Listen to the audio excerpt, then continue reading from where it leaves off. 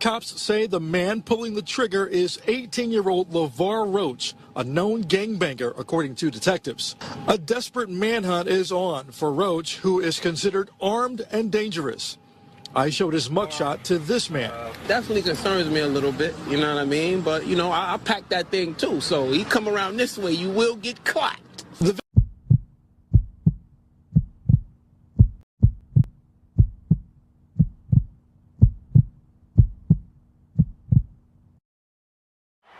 I'll tell you what I'm going to do. I'm going to turn my back to you right now. And if you want to go on your own, then walk off and leave. If you want to stick together and make this thing work, when I turn around, we're going to shake hands, and we're going to go on a rock and roll like the rockers can do. They need each other. You know that. Sounds fair to me.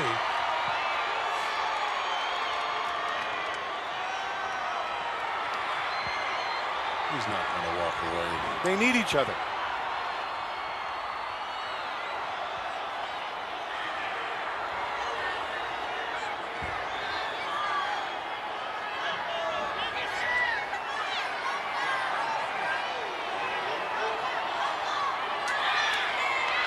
Ladies and gentlemen, the Rockers! Told you. Glad to see that. Told you. Tag team specialists. See, one without the other isn't any good. Oh! Oh, I knew he was going to do that. I just knew he was going to do that. He don't need Jannetty. I told you that off and on. Are you kidding? What a despicable act that was. No! Oh, my God. The following program is rated TV MAL. It contains strong language and is intended only for mature audiences.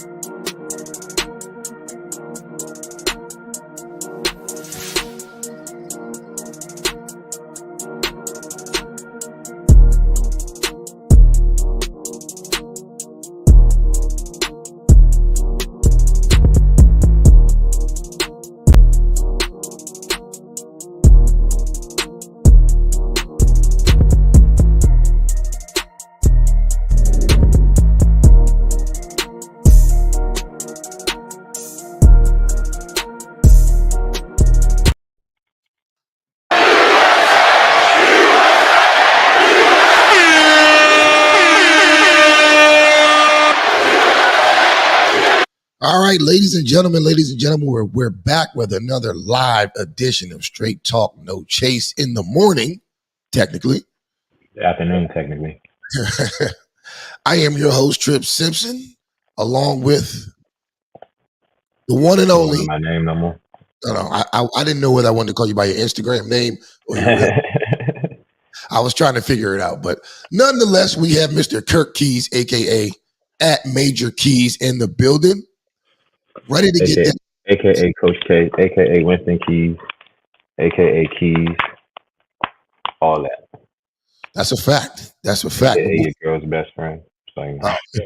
That's awful. Well, before we get started, we got to handle some business. I know you're going to look after family. What family you talking about, Ice? Fuck, I look invisible, nigga. That's right. We're not invisible. So do me a favor. If you can hear the sound of my voice or if you can see us on the screen, hit the goddamn like button. If you're on YouTube, hit the subscribe button, hit the notification bell, and select all. Now, Kirk, we got a lot to talk about today. I'm not sure if Cosby Digital is going to join us today. He might be running and ducking for cover. Who knows? You know, he probably in the chat, and then once he get mad enough, he gonna come join the show. Once he gets mad enough, he'll come in. Mm-hmm. He'll come in once he gets mad enough. But he gets enough misinformation from us. Right. But nonetheless, we got a lot we want to talk about. I want to try to squeeze this shit in within like an hour and a half, something like that. But please, I gotta go at about 1:45. Yeah, me too.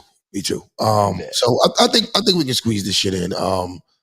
I think I want to go over the Ye shit first because I feel like right now this cancel culture shit is on overkill status at this point. Kirk, what do you? My favorite thing that I woke up to today was Kanye West's Instagram saying, Ye has cut ties with Kanye West. He's like, all right, I'll be a part of cancel culture too. I'm a cancel Kanye West too. I'm not here for Kanye West. I'm Ye now. That was my favorite thing to wake up to. Oh, wait a minute. Hold on. We got breaking news right here. Breaking news. Wake Up Now has cut ties with Kanye West. Go ahead, yeah. Yo, everybody. I saw this shit last night. Madame Tussauds, whatever that shit called, the fucking wax joint. They removed his wax figure. Like, come on, bro. You don't deserve to be in wax. Not talking like that. I mean, like, it's like everything this nigga said has come. They're proving his point. They're proving the point, bro. Because he literally said, "I love Jewish people. I don't want anything to happen to Jewish people. I just want to have a conversation. I just want them to invite us to the conversation so we can review some things." That's all he asked for. And just simply asking for that has gotten that man canceled. That's crazy. He explained the DEFCON 3 comment. He said what that is. You know what I'm saying? They want him to go on this apology tour. He's not going on an apology tour. He's just going on an explanation tour. Let me explain to y'all what I meant when I said this. Let me explain to y'all what I mean when I say this. Let me explain to y'all. And nobody's listening in full, and that's the problem. Everybody is so caught up in this like 30-second microwave culture clip shit that they don't listen to the full thought, and they don't listen to the full ideas, and they don't listen to the full interviews. And it tells when you argue with people. Like, I don't even waste my time arguing no more, because off the first 2-3 minutes of the conversation, you could tell that you ain't even listened to the whole thing. So why am I going to argue with you and you don't even have a full gauge of what you have an opinion on? You just talking for real. No, that's a fact, man. I've noticed a lot of people this week have been, well, I mean, it's kind of 50-50 at this point, because I think a lot of people are now seeing how ridiculous this shit is getting. Mm-hmm. But what really pissed me off is the amount of niggas that I saw actually agreeing with the cancel shit. Like, I don't think they understand. Like, to me, and we may differ on this point, we may not, but to me, it's like you guys are missing the main idea here. Mm-hmm. And that just shows you how easily we fall for distractions. You guys want to focus on George fucking Floyd. But what we're talking about is much bigger than George Floyd. We focus on a dead man who nobody knew prior to him dying. Exactly. A dead man, and I'll go even further.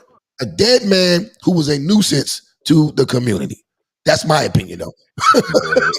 I'm not, for the sake of, here's part of the problem real quick. For the sake of emotions, for those people who are so fickle that they don't actually pay attention to the full thought, they just like literally go off the emotion and the media and what they try to rile you up with.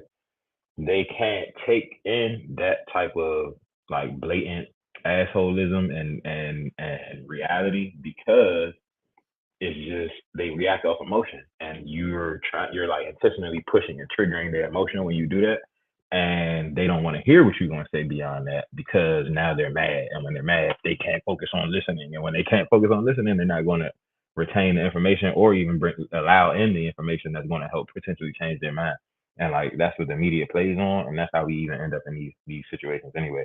So that's why I ain't even going like badmouth George Floyd. I'm just saying he wasn't anybody prior to him passing. Not saying like somebody's nobody, but like he wasn't somebody that you're going to cap for. If he wouldn't have died and he would have just got locked up, nobody would be caping for him, capping for him, none of that. So why are you deciding to do it now just because he passed away, when the evidence that Kanye is speaking to, that there was drugs in his system and all of these other things, is factual information? We can't just disregard factual information because we're mad. It's factual information that he had fentanyl in his system. It's factual information that whatever drug did he have in his system, and it's factual information that he was on coke. I mean, that he I was about to say on coke, that he was on COVID. He had COVID. What is I'm trying to say? He had COVID when he had a when heart they took the test. or something. But He like also had COVID. So we know what I'm saying is that we know all these things about him. It's not to say that the police officer isn't also a cause of death or the cause of death. It's just to say that there are other underlying factors. Just like when we talk about COVID, COVID is aggravating people's problems to where it is a cause of death. But people who are healthy aren't dying from COVID. So it's an additional cause along with these other problems that they have. Same situation was with George Floyd. Yeah, the police officer is killing him by being on him like that. But there are other factors that are adding to this man's death, because when you're talking while you're being choked, you really can't do that. We all know that. So he clearly could have taken some type of breath. So it's other causes of death behind just somebody like choking you or having a knee on your neck or whatever the case may have been. And I'm not here to combat that, question that. I don't even care about that statement. I'm actually here to say we're highlighting that little thing right there because that's where they triggered your emotion. And the reality is that 3-hour interview was so much bigger than that, so much more important than that. And the main points and keys that come out of that interview have nothing to do with George Floyd. So let's get beyond that, guys. That's literally all I'm looking at. Yeah. Have you seen the Pierce Morgan interview? Yeah, I saw that Pierce Morgan drop. I want to go through that. I want to go through a certain part of it. I'm not going to go through the whole thing, but I want to start at a certain point and really just kind of, because I feel like that's when Kanye was starting to get into his bag. I mean, to me, he was in his bag the whole interview, but at this point, I want to start at, I feel like that's when he started like really cooking. So let's go ahead and pull that up and let's go to work.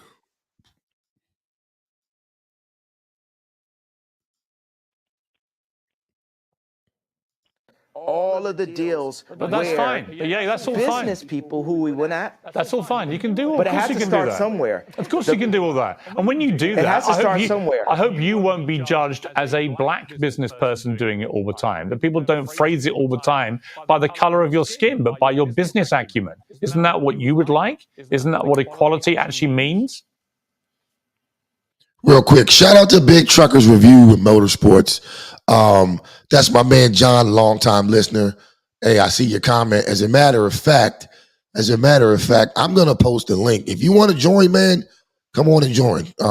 We're supposed to do a live stream, just haven't really got to organize it yet. But John, I'm gonna post the link in the comment section if you want to join in. You're more than welcome to.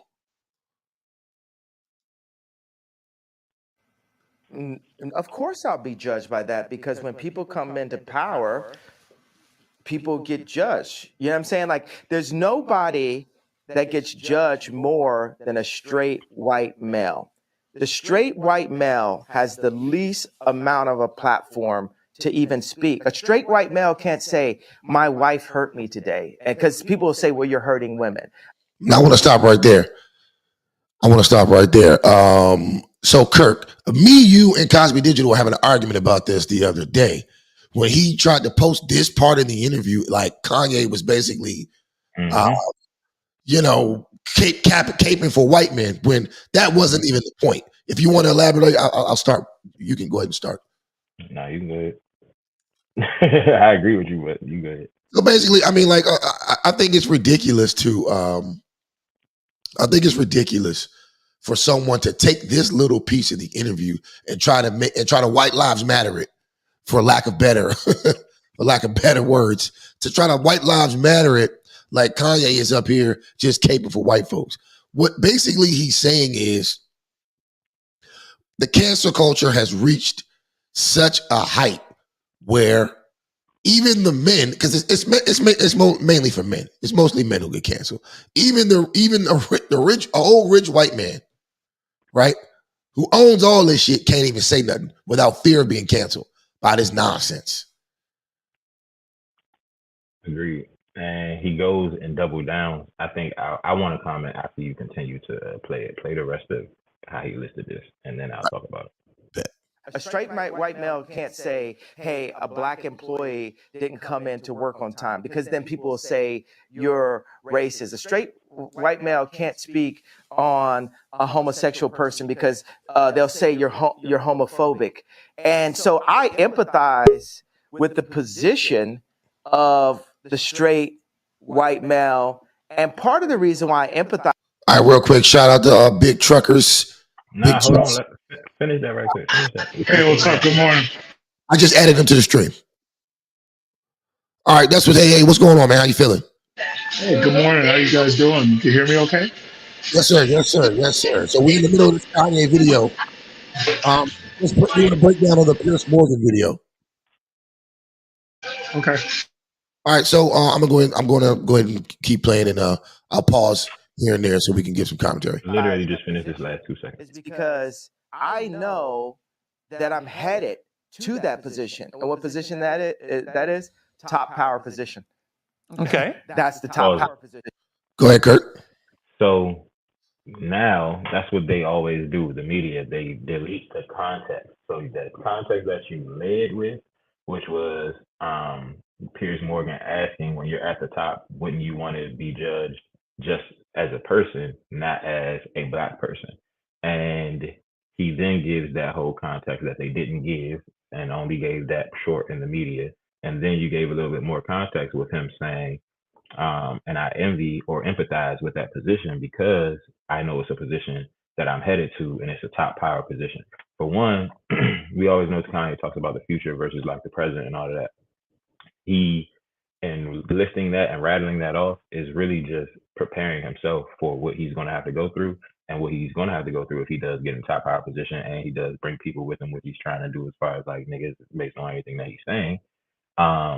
They're going to be the ones who have the rocks thrown at their house. It's like, you live in a guy's house, yeah. You can't just be out here talking about everybody else, because everybody else is going to come right back at you and talk about all the things that you do. And when you're at the top, it looks bad if you're doing these things at the top, because everybody notices. We might not notice things that people do down here at the bottom, but when you're at the top, they want your position, so they're throwing stones at you, and they recognize what you do at that position because everybody sees it. And so he's just highlighting white men specifically can't do these things right now. It's just like, even if they don't do anything right now, for example, the governor of Virginia, remember during the election season a couple years ago, he posed in blackface like 40 years ago, and they brought that shit up. It's like, it's not even something that he did right now, but he did it a long time ago, and they're trying to take away his job now because you found pictures of it back then. That's an example of what he's talking about. It's like, literally, white men can't do anything because they're the ones in the power position. And so I want to go be that. I empathize with that. I get that. And we're just mad because we're reacting off emotion per usual. It's almost like being at the bottom is damn near like being at the top is damn near like being at the bottom. Mm-hmm. In a weird, twisted way. You got anything on that, John? Well, one thing did you see on YouTube, it's an older video of Patrice O'Neal breaking down how Hollywood works.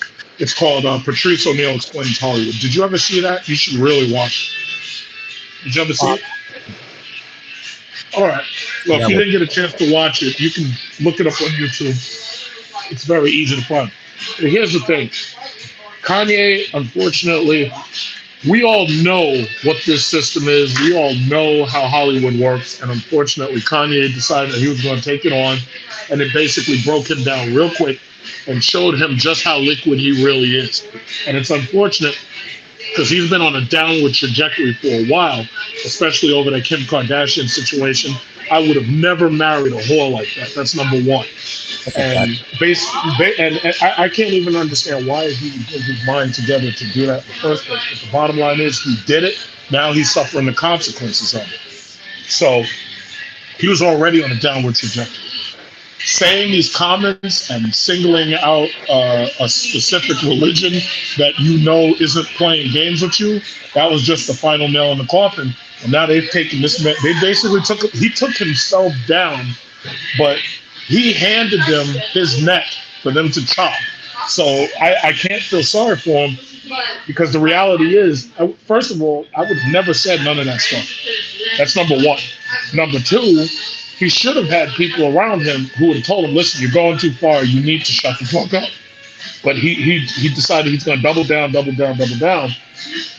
Now they're saying that he's lost like, what, 60, 70% of his wealth. So, I mean, what do you say to something like that? I mean, that's kind of. I think that's his plan. I don't think he wants you to feel sorry for him. I don't think he needed anybody to tell him not to do it. I think he knows exactly what he was doing, and I think he did it intentionally. Listen, bro, there is no plan here. This is not a plan. This is suicide. I just want to say, listen, please. I just want to say, we've said that about Kanye for the last 6 to 8 to 10 years, and he's only proven to maneuver himself to the next level that he's trying to get to every single time. So we can say there's not a plan. We don't know it, but we can't just sit and question this man because he's doing something that we know him doing would have gotten. Like, you know what the end result is for doing what he's doing. So you think he didn't know? You think he's this much of a genius to get to where he is and didn't know that him doing this is going to get this result? That's just. Do you think it? Hold on. Do you think it was a plan? Him losing his family? You think that was a plan too? Was a plan, but I also think leading up to that, he didn't just go and like punch Kim K in the mouth and then say, all right, now leave me, I dare you. No, but he clearly punched Jewish people in the mouth and said, all right, now leave me, I dare you. So we're not going to compare apples to oranges. You getting out of a marriage versus getting out of a contract. I think it's two completely different things. Okay, well, listen, according to you, it's all a chess game, it's a plan, but something tells me 10 years from now, I'm going to be looking at, and of course, hindsight is 20/20 vision. But something tells me in 10 or 15 years from now, I'm going to be looking back and saying, yeah, he really fucked up. Kanye said on this Piers Morgan interview right here, in 10 years from now, Piers Morgan, you're going to be apologizing to me. You think he don't have a plan? Like, no, I really don't. I really don't. If he didn't have a plan with it, I don't. I'll say this: I didn't think Kanye had a plan. 8 years ago when he allegedly snapped and went crazy. But I mean, then he's up $2-3 billion since then. Exactly, and he's only doubled down on his message since then too. I want to clarify something that you're highlighting right now. Back in 2018, when he said 400 years sounds like a choice, nobody listens to that full. Let's give it like a 4-minute window of interview. Don't just go to that 1 30-second clip that they play. Play the next 4 minutes. Play the lead up to it, maybe for a minute, and then play the next 4 minutes after that. He was using that same analogy to still talk about Jewish people. He just hadn't done it yet, and they cut him off, and he didn't get to go to the Jewish rant. But he actually said, after he says 400 years was a choice, he said 400 slavery sounds like a choice to me, or 400 years sounds like a choice to me. And he said that, and he said after that, I don't like to really compare it to slavery because that's black people and it's a very touchy subject. I like to compare it to imprisonment because then we can go and connect to the Jewish people and they can relate because Jewish people less than 100 years ago were being wiped out and imprisoned. We're going through 400 years of a Holocaust. And that's why he's saying it feels like a choice because the year 400 was 2019. So if you can watch somebody go through an almost Holocaust, get out of it, and then go and take over to the point that they are, why are we still suffering for 400 years? That's the point that he was making back then. We're clearly at this point choosing because we can't unite and we can't take the blueprint of other people and what they're doing right in front of us and replicate that shit. Why can't we do it? A, because of oppression from the media and from white supremacy, but then B, because we are so blind to the current enslavement that we are over because it's really more mind control and spiritual control than anything else. We can't get out of it. And he's just continued to double down since 2018 and get that message more and more clear. And the powers that be have done wild shit too, like the whole pandemic that happened in 2020 after he said that shit. So the people who can see what he's saying can say, yeah, we always knew this, and can be like, the powers that be are also doubling down because people are waking up. Then you can really put 2 and 2 together and see that maybe people just need to rally behind this man and the plan will actually come to fruition. But instead, we detract him and detest him and act like he's the one that's tripping when he's only speaking facts. John, I'll let you the last word on that before we there is. First of all, the situations are completely different. Number one, when he was trying to get versus black people. Excuse me, hold on. Well, hold on.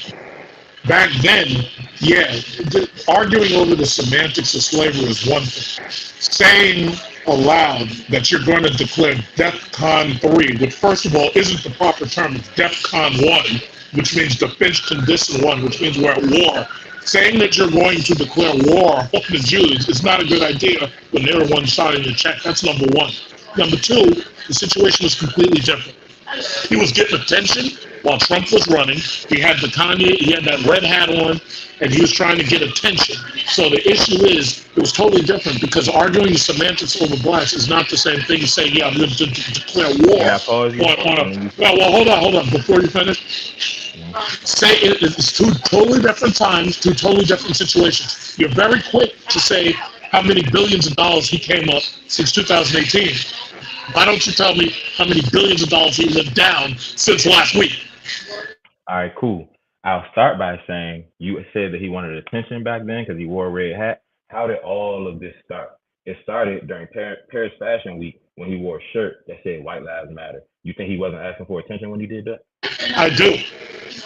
Okay, so when he's asking for attention, how are you paying attention to the things that he's saying during the times that he's asking for attention? He asked to get out of his Adidas deal. Adidas didn't want him to get out of the deal. He said it's a trash deal. It's basically a slave deal. I don't want to be in it anymore. So you think if they're not letting you out of your deal, you don't think you know the fastest way to get the fuck out of it? So the fastest way to get the fuck out of it is to cut all of your deals with everybody who backs away from you, huh? He just did exactly that, didn't he? So when you walk into Skechers looking for a deal and they tell you get the fuck out, that's part of the plan? Well, hold on. I'll say this. To this point, I think the Skechers thing is hearsay. It was first fake reported. News. That's on the news, bro. That's on the news. Yeah, but listen to who he's arguing against. The Jewish media, bro. Of course it's going to make the news. And of course they're going to say bad things about him. Have they shown you a video of him walking up the Skechers yet? You know how easily they post videos any other day? Where have we seen a video of him walking up the Skechers and saying, get the fuck out? I'll say this. Skechers is on. If you look up who owns Skechers, yeah. I mean, I put it to you. I'll put it like this, man. You're literally falling for what he's telling you. I would love to hear what he has to say about that, because I'm pretty sure there's something else to the story. He could have even possibly been invited by them and got played when he got there. I mean, at this point, they're trying to get everything they can get on this man to try to embarrass him. But what I'm seeing and the feedback I'm seeing from it, the more and more they try to do this overkill cancellation on Kanye West, the more it's backfiring on him. If Kanye West was to put out a shoe next week, I think he would be a billionaire all over again. But listen, bro, that's part of the problem, though. If he puts out a shoe, okay, who's going to distribute it? Was he going to pay for it himself? Okay, fine. Let's say everybody runs it to do that, right? That's most likely not going to happen, but you might be right. Maybe it would happen, but that's hypothetical. My issue is your distributors, your publishers, all of them are backing away from you. It's not even just Adidas. It's everybody else. John, you're coming in like your perception is. Yeah. I'm gonna end up moving to a better position. But all I'm saying is everybody's backing away, and then your family has moved on. Your family's backing away. That doesn't sound like it's part of a plan. He was just at his daughter's basketball game 2 days ago, bro. Where's his kids? Where's his wife? Stop believing the media, bro. You're doing exactly what he's saying. Stop doing, bro. Well, if you're saying stop believing the media, then why do you believe any of this happened? How do you know he doesn't still have his deal with Adidas? If you're saying don't believe the media, what do you want to believe? Is it anything I choose? Well, I'm thinking Adidas. I think I will believe the obvious. You're telling me to believe something about his family when I'm looking at pictures in the media of him with his family, for starters. I was looking at pictures of his wife with some other dude.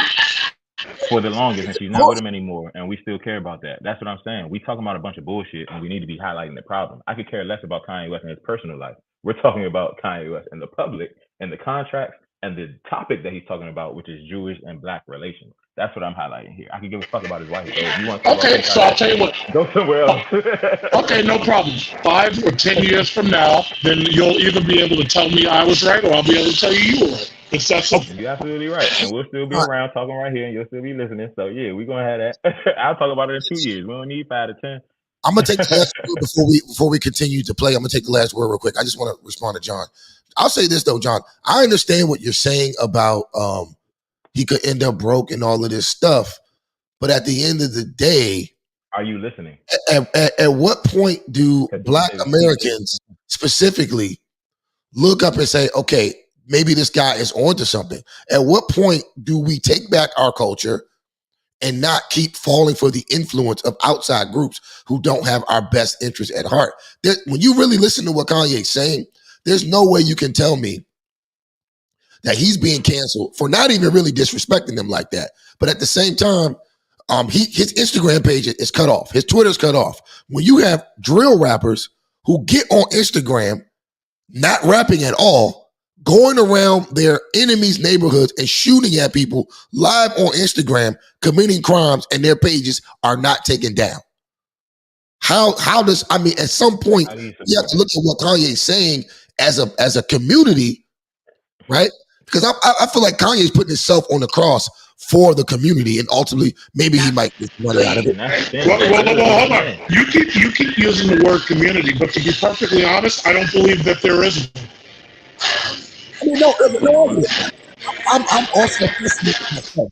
I don't believe there's a black community either. We just have neighborhoods where niggas. Can we talk about that? Can we go further into that? Because Kanye said the same thing. He said, black, for one, Jewish people tell us how to be black because they control our culture by silencing us when we talk against, the powers that are causing us to be in this situation in the first place.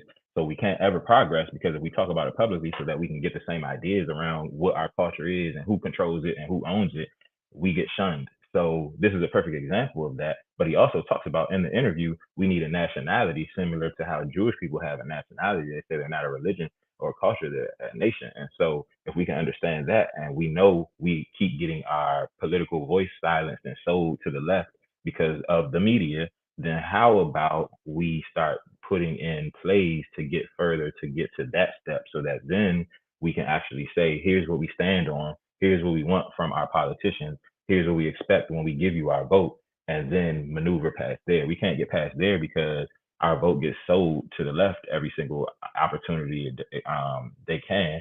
And propaganda and other media influences make you seem like anything that opposes that is crazy. And he uses the Trump situation just to highlight that, and the red hat situation just to highlight that. Trump was the exact opposite of any politician we've got into the office for a long time. And because he had little rhetoric and things like that that played on our emotions and made us mad that he would talk like that, the Jewish media was able to play on that and seem like nobody should ever do business with Trump. Nobody should ever work for Trump for 4 years.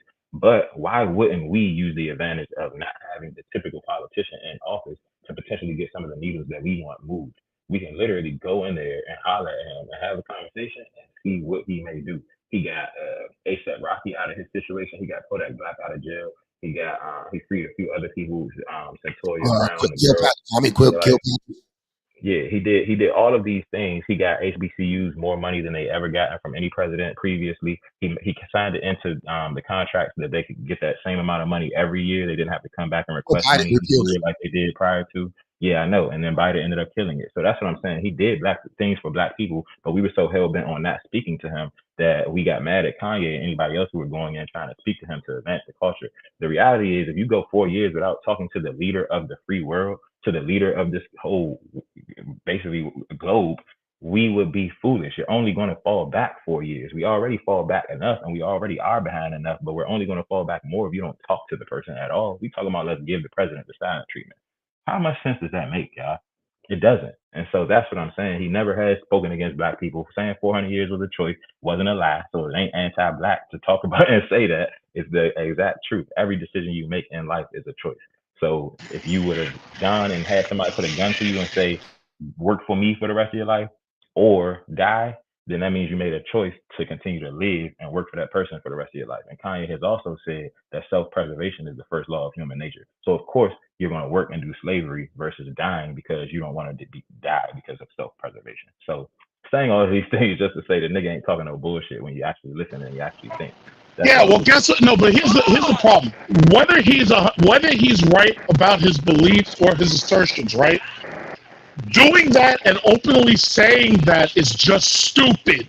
There's people who move in silence and they have the real power. Real power is silent.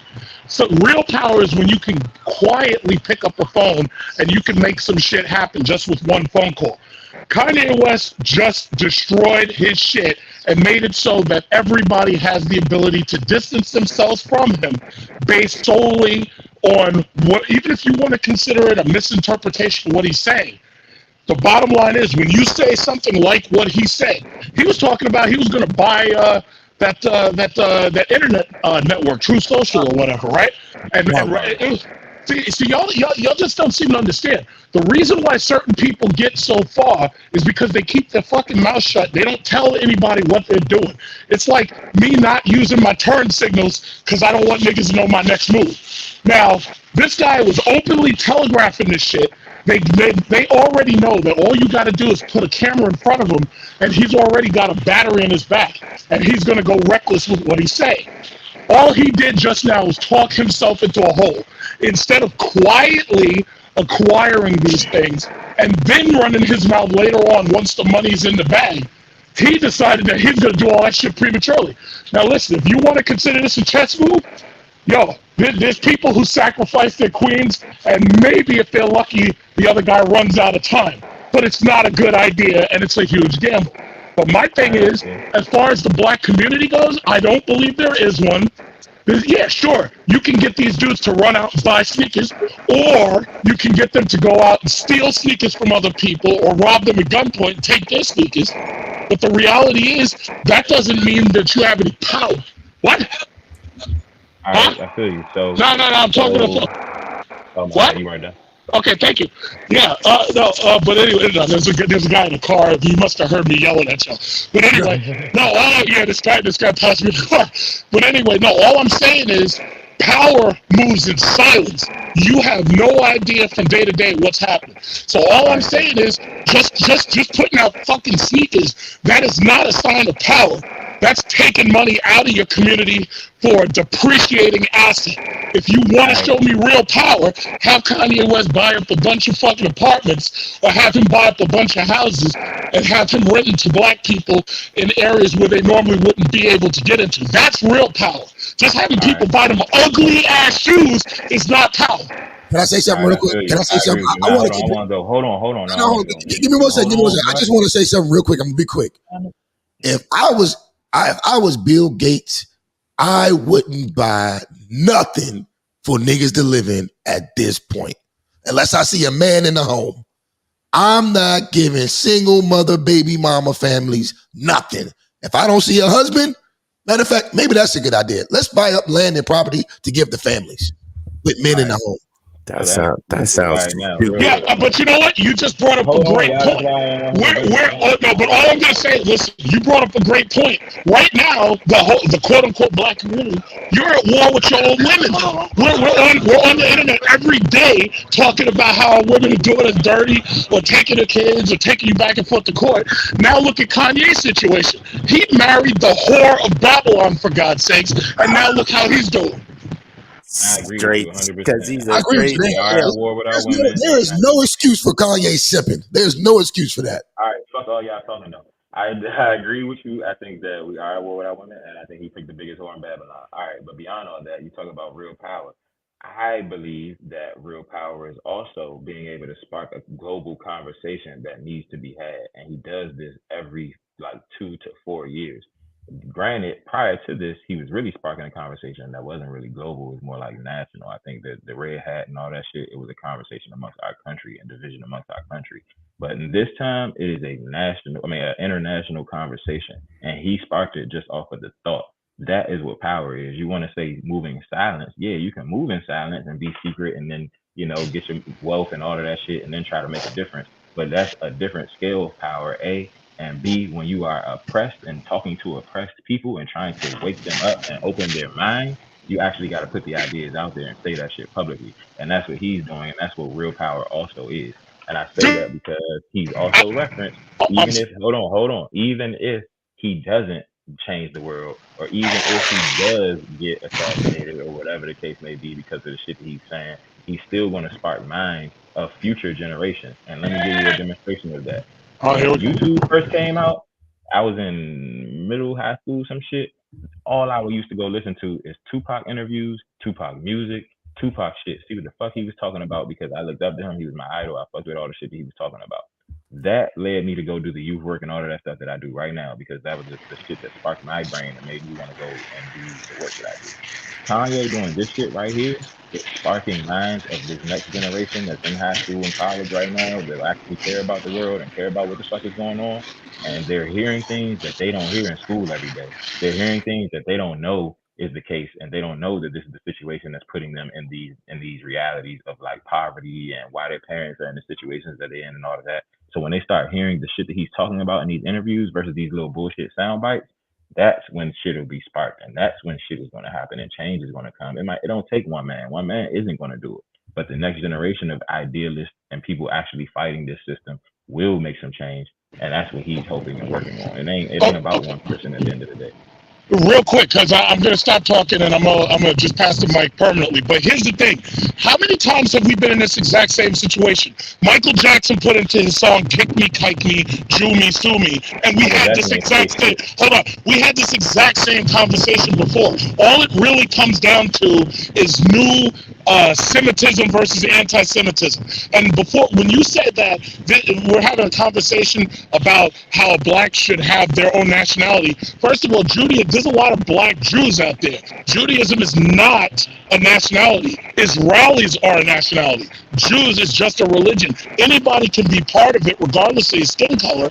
The bottom line is we're dealing with a certain percent of these Ashkenazi Jews, and they have businesses and they work together. They'll only allow you in it if they can make a dime off of you. And the second you turn their nose up to them, they cast you out and they blacklist you. We've been here before. Michael Jackson went to the same thing. You had OJ go through the same thing. Well, how many times have you been to this exact same bullshit conversation? Okay, I'll stop talking. I'm gonna stop talking now. I'm gonna stop talking. Yeah. Yo, I mean, look, I don't disagree. I don't disagree. We don't disagree with you at all. What we're saying is that's exactly what he's saying. We went 400 years. Bro, you're not saying nothing. Cohen, shut up. Oh, Cosby Digital is in the building. Let's give him a round of applause.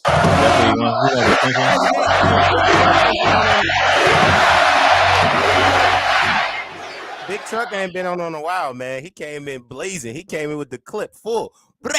To be honest, I didn't even think you were going to show up. Yeah, we didn't. And you showed up and you ain't said nothing. You just making noises. All right, but with all that being said, I feel you. But what he's also saying, and he said in the interview as well, damn, you made me lose my train of thought because this nigga. Let's just play it. Let's just video where you get all the rocks thrown. And that's the thing. I have friends, right? Why are you going back to this? Will like. Well, we're supposed to be going through the video. We just stopped. I'm going to be a good leader someday because I'm really empathetic. But I call black people out on their stuff. I call white people out on their stuff because we're all people. We're actually only one species. And in order to, whether it's my friends texting me like, bro, you got to get in the gym. You're looking chubby in the photo. You know, it's like we have to hold each other accountable to what's actually happening. And it's so much is based on you did that tweet wrong. So what I will say is I feel that my words demand more sensitivity for the frequency that I'm operating at and the amount of people that I'm communicating to. And I take that responsibility right now. But I will also say everything happens for a reason, because if it had been perfectly worded in English, and because there's nothing whiter than English. Hold on, real quick, Cosby Digital, you got something in the background that's playing out loud that's giving an echo. Right? I'm already not speaking in my mother tongue, right? So if I had perfectly worded it and yeah, because every time I put you on mute, I don't hear the echo, but when you're live, it's echoing. Maybe I got to turn down my mic or something. Hold on. Let's see. The most sensitive way, then we wouldn't be here right now. Now we're opening up the conversation. Like I'm not allowed to say whether or not I'm running for office in 2024, but I'll tell you what, if the left, let's say the left would have never supported me anyway. And now I've got to call to attention, I am who you should support. The left did not allow Trump to be president. They treated him like he wasn't even the president. So even then he won, he was losing half of the American people every day, and it divided the country. What I'm saying, whoever goes into office, for British media, for American media, we must support our leaders and not just run this hyper negative. You know what I will?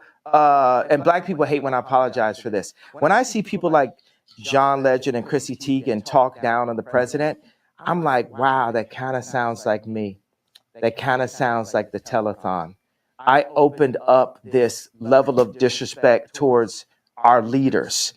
Accountability?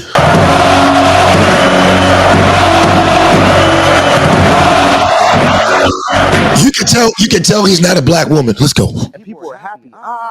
And the left saw that and say, well, let's just have every celebrity do what Ye did at the telethon. So I take responsibility for that moment. And you know what? I just want to give every Jewish person. Pause the video right there. Okay. So Kanye West is pretending that he is the first celebrity that has ever spoken truth to power, like Muhammad Ali didn't exist, like Aretha Franklin didn't exist, like Luau said. He's talking like he was the first celebrity to ever criticize anybody in politics. Name somebody he in your ushered lifetime. that in. That is athletes and entertainers Name have been somebody in speaking your out lifetime. against politics for generations. Name somebody in your lifetime.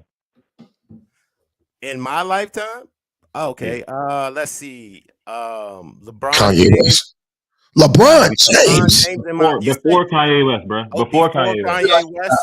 Let's LeBron James? I'm talking Norman. For one, he didn't. The only person he did was Trump. No. Like everybody did. I had to clear what he was saying. He said in his LeBron James. So no, hold on, I'm bro. saying I want to hold on. Let me clear my statement. On. Let me qualify my statement. I want to let you answer. I want to qualify my statement because you said I said in your lifetime. So I want to qualify it. Yeah. In your lifetime, that wasn't to Trump. Number one, and number two, before Kanye did it. Go. Okay, so there's been several athletes who've gone to the White House or not gone to the White House and protested because they were against the current administration. Mahmoud Abdul-Rauf, formerly Chris Jackson. I said a celebrity. Craig, hold on, I'm not done. Craig Hodges of the Chicago Bulls. We're going down the line. So I wasn't all the way prepared for this question, so I'm thinking back who are the people of those generations who were stars who spoke against. Let's see, who's from the Bush era? There were a whole bunch of people from the Bush era before Kanye. Bush won. There were plenty of celebrities who spoke out against Bush. Name somebody. It just wasn't on the telethon. Name some guys. I'll help you out. Michael Moore. No, I was thinking specifically black. It's a whole bunch of white celebrities. I was thinking specifically black celebrities, music or sports or fashion that spoke out. It's a whole bunch of white liberal Hollywood people that they spoke out against every, even gone all the way back to Nixon. You know what I'm saying? Hollywood has been against you keep going back against conservatives for the longest time. I was just trying to think of somebody in music or sports specifically. The point still stands. Kanye West is not the first celebrity or anybody to speak truth to power, so to speak. So, I don't. He can't claim that. So you combat that statement. As this is a podcast, somebody should, oppose what you just said. I'm going to do that. So what he just said was he started a trend that people weren't doing prior to. You've highlighted historically that people have done this, and we do agree that historically people have done this. We're not saying, and I don't think he was saying, that it hasn't happened historically. We're talking about modern day, during our time right now, beyond Obama, because nobody was doing that in them 8 years. Yeah, white people were, but nobody for real was doing it in them 8 years. But he did it before Obama. So again, prior to that, nobody opposed Clinton for real, other than like Michael Moore and shit, like you said. Nobody opposed the Bushes like that for real, other than Kanye West, publicly on screen live for everybody to understand what the fuck was going on. It hasn't been done since, like Cassius Clay and those other people. No, it has. So, It's just he's just no, the bro. most. We just asked you and you didn't do it. think So he why are was you just the going back most. and talking I again? was about to You agree with asked you. and you couldn't He's listen. the most famous person at that time, because you gotta realize when Kanye did it, And that's what he we was said. the highest. He was the most famous, the highest selling rap artist in the world at the time. So they were been Well, he like did it on prime comedians. time in Hurricane Katrina coverage. Like there was no other better time to do it. You wanted to oppose something to take away from what he's saying, and now you're qualifying what he's give saying. him his just due for having the courage to do that at that time. He gets all the respect in the world for doing that at that time. Then why even oppose it, bro? Speaking specifically to, he's saying, well, I started the trend of people speak. No, people been speaking out. You were just the most famous person to do it. He started the trend, bro. All right. Real quick, shout out to Brandon Harris with his comment. Ha ha ha, supporting Trump. Hashtag clown shit. Let me tell you something, Brandon Harris. Unless Trump comes out and says the N-word, I'm voting for that nigga in 2024. For sure. For sure. So that shows the ignorance that some people have in thinking about voting. You don't even know who else is running in 2024, and you saying you're going to vote for Trump, and Trump might not even actually be eligible to vote to run in 2024 because of this current legal case. If it ain't Trump, then vote for DeSantis. Here's the thing about statement. That statement is wild in itself, and we both know Trump says, "Nigga." He not know he say nigga. I said publicly say the N-word. If he fucks up like that, then you know. He said everything but it. I swear, one interview he almost said it. He said that was my African American over there. He almost said it then. All right, let's go with this video, man. We got to get through this. I'm envious of Jewish people. I'm envious of how they don't abort their children.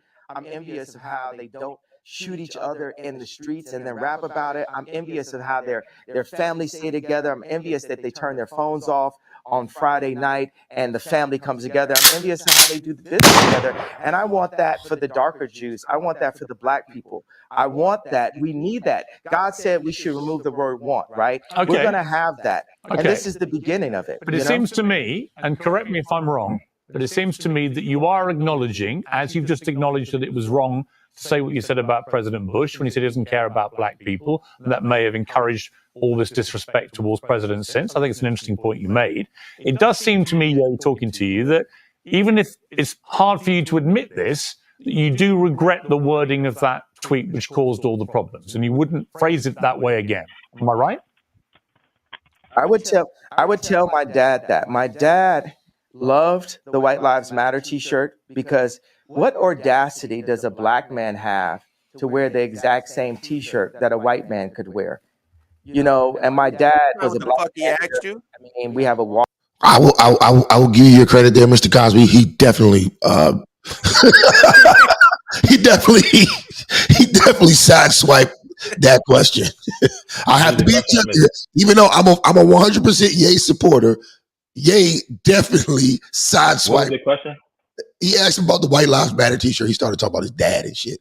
He asked him about the tweet. Like the White Lives He said when you have changed the words of the tweet, he said, my dad called me about this t-shirt. Oh. Nah, but you know how how he talked, bro. He was about to answer the question. We ain't let the shit play. Oh yeah, all right, let's let it go. Education center, he's like the original Steve Jobs. He's the educator. Kanye's funny as shit, man. Right? And he liked both of those things, but he said, Ye, he even calls me Ye now. He's like, Ye, you've got to be more sophisticated with your wording. And that wording, like I said, I'm a bit sleepy, and it lacked the sophistication needed to be the true conductor that I am, because it's the conductor's job to bring people together, and that was divisive, which is not who I want to be. Right. So so I'll tell you that I'm not looking. And also, let me. Well, sounds like you agree. So it sounds like you agree with me. Do you agree with me then? I want to talk. Okay. Let me say that I'm just thinking right now what's on my heart is the idea for people who do actually have severe mental health issues, the word retarded. For, there's parents that have He still children. ain't answered the question, and he started playing the mental health He game. did. No. He did answer the question. He lacked sophistication with his words. Like, y'all don't even be listening for the answer. He said, No, he said no. With the wording. So I listened with intent, right? He said, "Oh my God." He said, "Do you regret?" No, he said, "Do you regret it?" He gave him a word salad of, "My dad told me." But he said he regretted it. No, he said, "No, let's repeat." Let's go back. Let's go My on dad video. told me I had to be more sophisticated this was with wrong his with words. this shit. The actual question was, "Do you regret the tweet?" So Okay. Said yes, The question by was saying, "My and dad he- told me I should be more sophisticated with my words because I'm a leader." Is that What else did he answering say? the question? That What do else did you he say? regret the wording of the tweet? No, that's Yes. not answering the question. Okay, so let's be quiet for a second. Here's Let's the thing, though. let's Nah, do hold this. on, Norman. Before you play it back, I wanna highlight how we want people to answer our specific questions so bad that you can't It's just the hear interview. That's somebody what you talk. do on the interview. You answer questions. No, it's not. You're allowed to actually. That's the problem. We listen to the clip because you hear the question and you hear the answer and you just cut there. You don't want to hear the actual full thought, and that's everybody's problem. Is this microwave industry? You don't listen to people's full thought.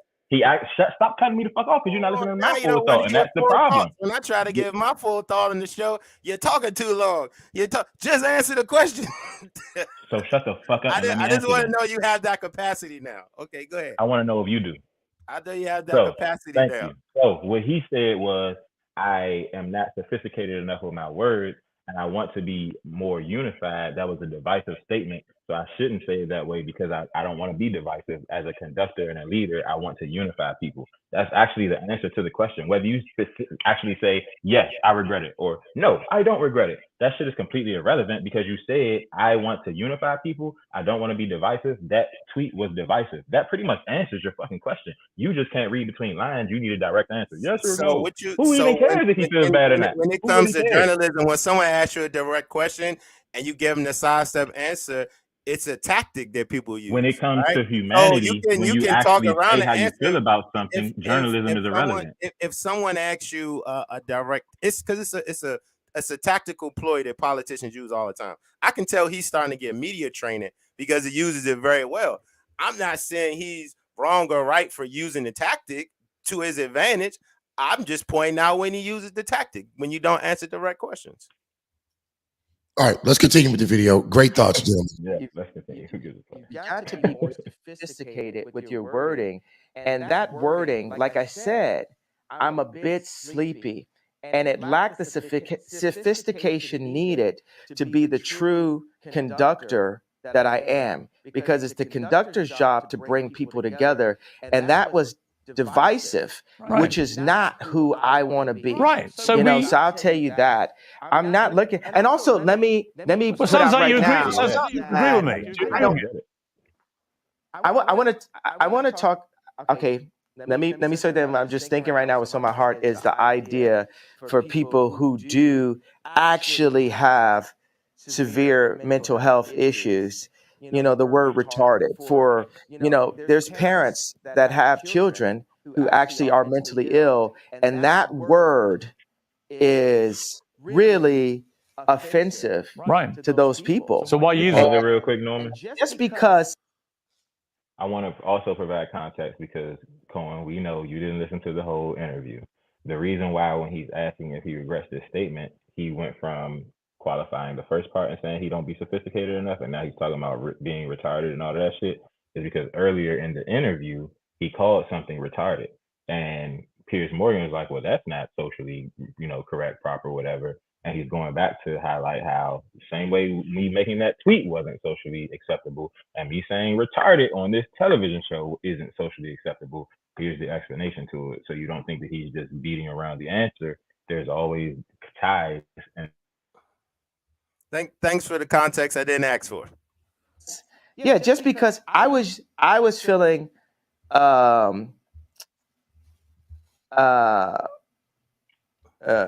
a couple reasons. Because people call me retarded. They treat me like I'm retarded. And so I'm classic playing the victim. So much they say I'm.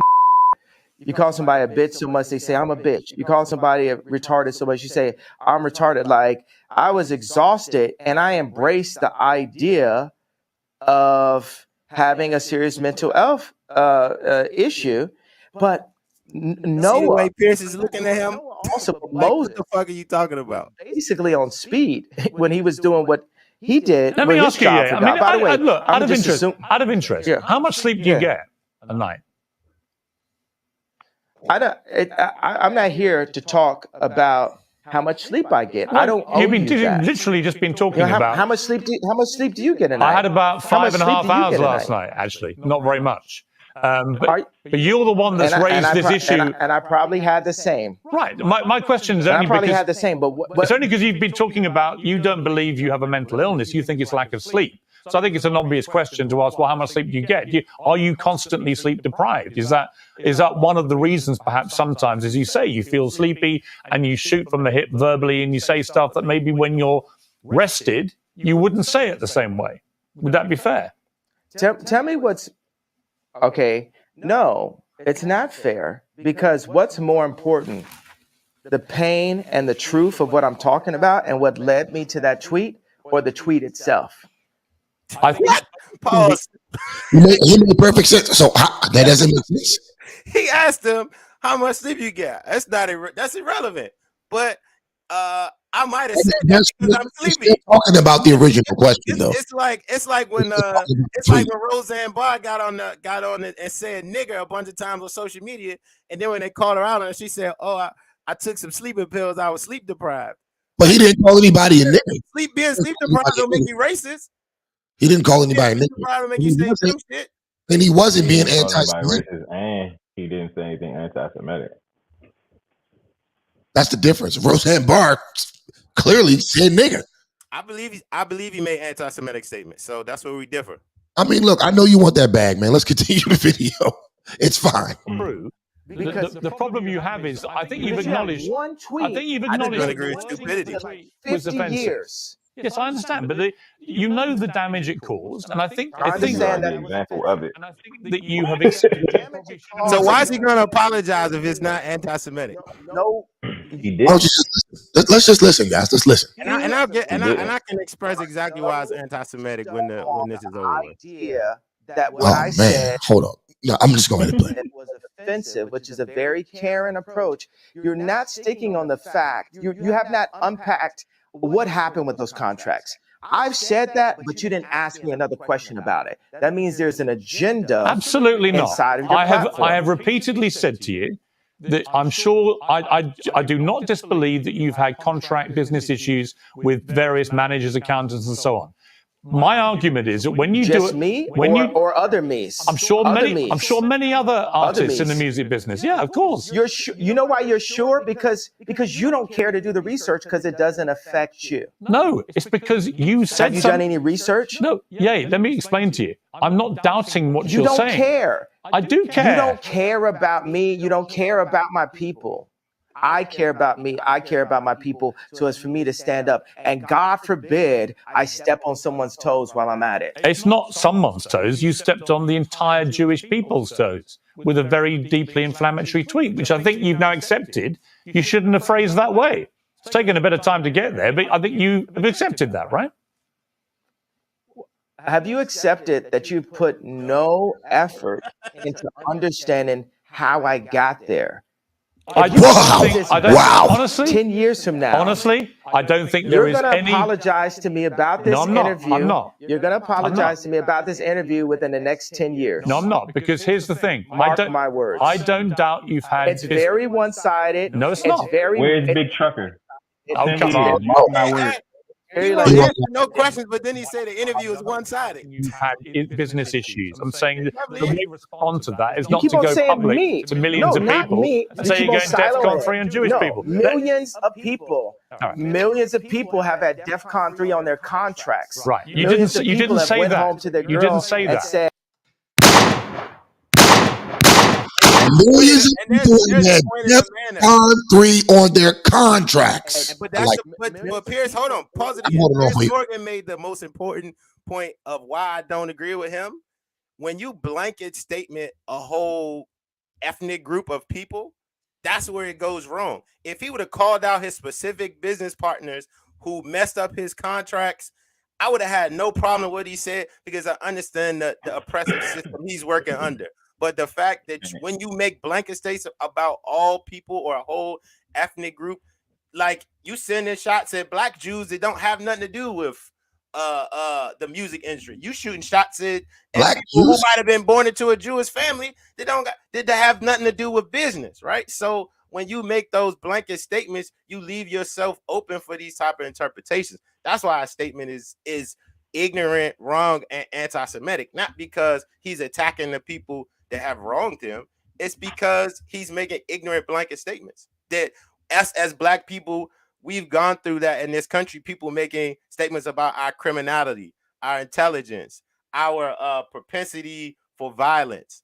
They've made these blanket statements about black people that we do not want to receive. So we should not in turn respond or repeat that same behavior. I want to stop you right there because I think that's a ridiculous argument because you have and you still got the echo. I don't know what's going on in the background, but you have a president like Lyndon B. Johnson who on record said, "I'll have these niggers voting Democratic for the next 200 years."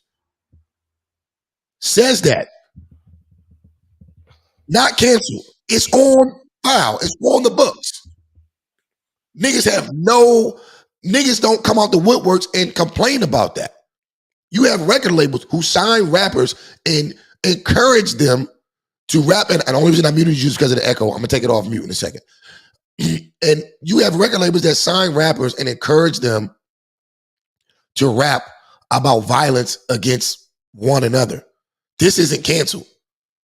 This is not important to them. What's important to them is Kanye West criticizing their community for business practices.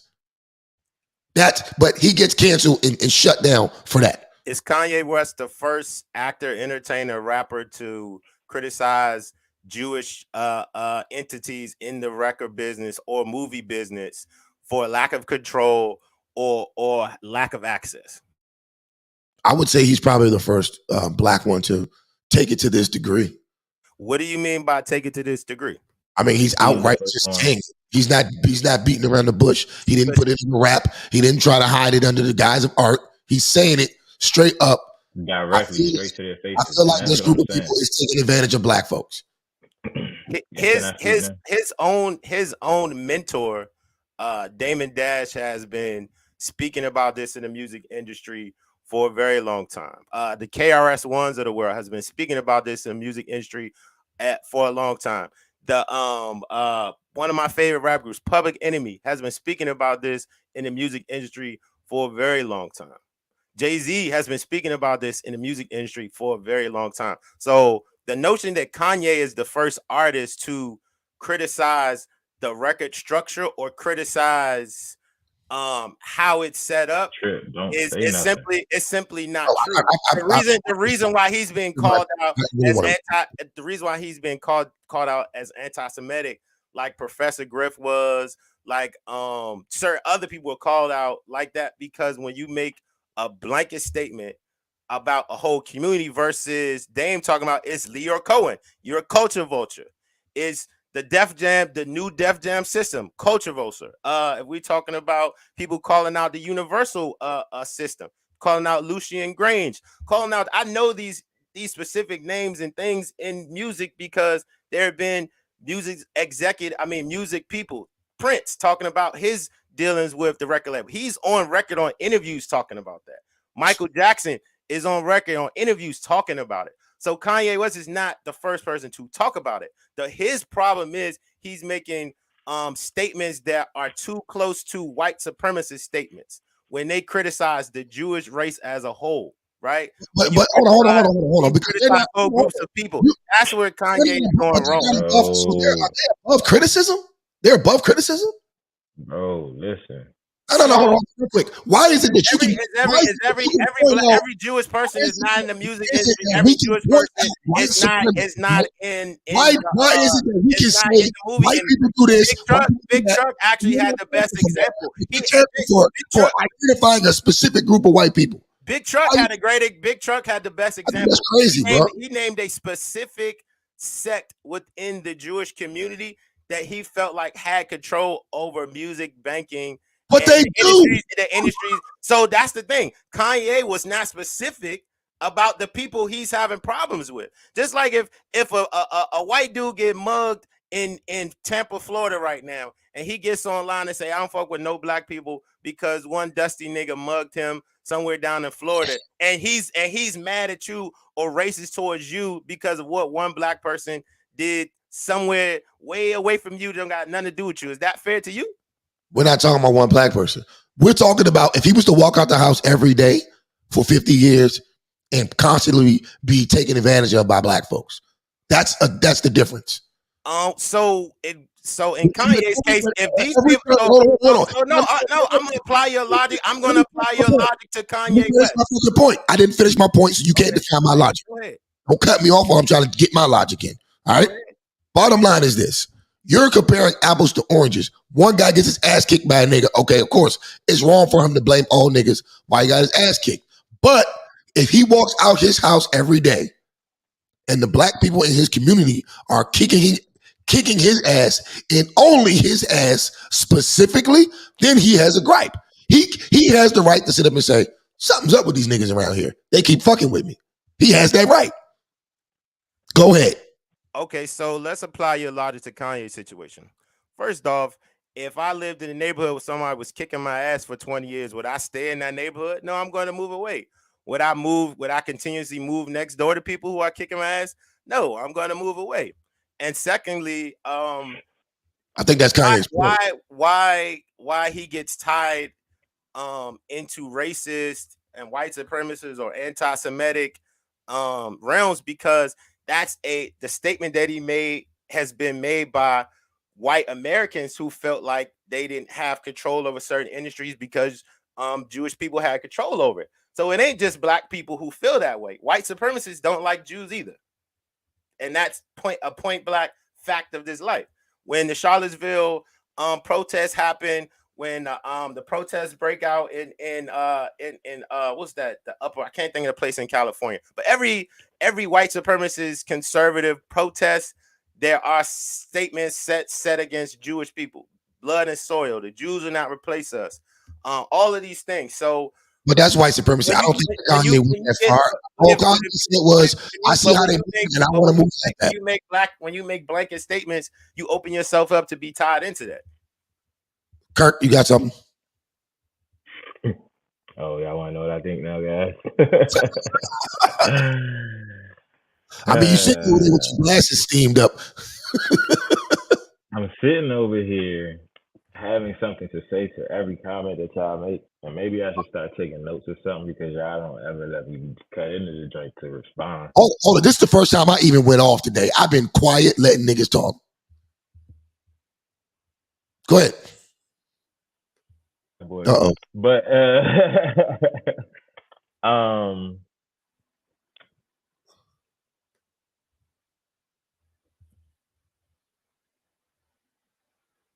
I'm listening. What you got? Am I not talking? You can't hear me? You know, you were freezing up. Go ahead. Oh, all right. I was about to say, we all know white supremacists and Jewish people are not one and the same, and they have their own rivalry. But what's happening in that rivalry is they're both getting money off of our culture. I think we all can agree to that. I think we all can attest to that. Does anybody know what are the Rothschilds? I believe that they're Jewish. You're freezing up again. Kirk? Hold on. I think he's gonna come back in. Let's I think this he made a very poignant comment. You talking about Big Truckers Review? Yeah, white supremacists hate the Jews more because they hate blacks more because they know they're able to do something about it and blacks aren't. That's very important, right? And that's something we talk about on the show all the time, is that we cannot get on one accord, and because we cannot get on one accord, we cannot provide consequences when people disrespect us. I mean, right? I agree with you there They, wholeheartedly. yeah, they had the community foresight to, after the Holocaust, to get together and say, hey, we got to link up and connect in some ways that if somebody like come at us like this again, we don't necessarily, we got to have a country. So like, man, we got to figure out a way to finesse a homeland. We got to figure out how to finesse this bank. We got to finesse some stuff. So when eventually, because they know eventually white supremacists are going to come for them and their culture again, they got to be able to provide some consequence and be able to protect themselves and their identity. And that's something that I do look up to personally, how they're able to do that and have the U.S. government donating billions of dollars in aid and weapons and things to help them defend that, because it now it is a thing. They have all those things that they were seeking, but I think it was a strategic thing on with white supremacists making Jews white at a certain point, or accepting that community as standard white. For most, if you're not really a hardcore white supremacist, you accept Jews in a white identity. So pulling them into that white identity allowed them access to all of the things and infrastructures that Jewish community had been building up over those hundreds of years. So they strategically let them in America in the early 1900s, because before then they wasn't rocking with them, just like they wasn't rocking with us. They wasn't rocking with the Irish. They wasn't rocking with Italians. They wasn't rocking with no other ethnic groups other than white Anglo. I agree. I agree with what you're saying right there. I just think that ultimately, I think what Kanye West is saying is being taken out of context. I think he's saying the same thing you're saying. All he's saying is, let us look, party. All he's not even that. He's just basically at this point, I feel like he's just trying to wake black folks up to see, look, this is what's going on. People are taking advantage of you. People are working together in their own community and building things for themselves off of you. Maybe you should be hip to that to get the leech off of you and then learn how to be a leech. Y'all, how a lot of this conversation, it then requires like foresight too. And this is shit that I don't know. We haven't had these conversations privately or anything, but this is where it's going. So I feel like I want to bring it up.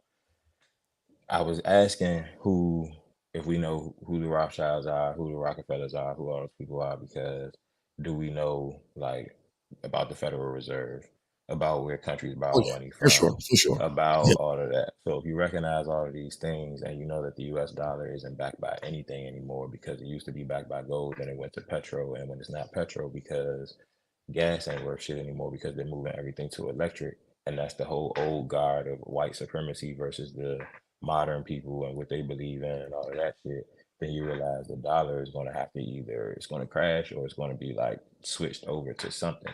And so like all of these digital currencies and shit that are being tested out, it's like, what are they going to switch to? Eventually one of them is going to be the main one that like the globe has to respect, or it's just going to be decentralized to where it's literally all these different type currencies out here, and the world is going to have to figure out how to flow like that, which it already does anyway, because the Japanese people use Japanese yen, the Chinese people use the yuan, the Scottish people use, what I can't even think of what their joint is, but British people use the pound, you know what I'm saying? European people got the euro. So it's literally that already anyway. They're just gonna have to switch it over to something. So like, what do you think that type shit is gonna be?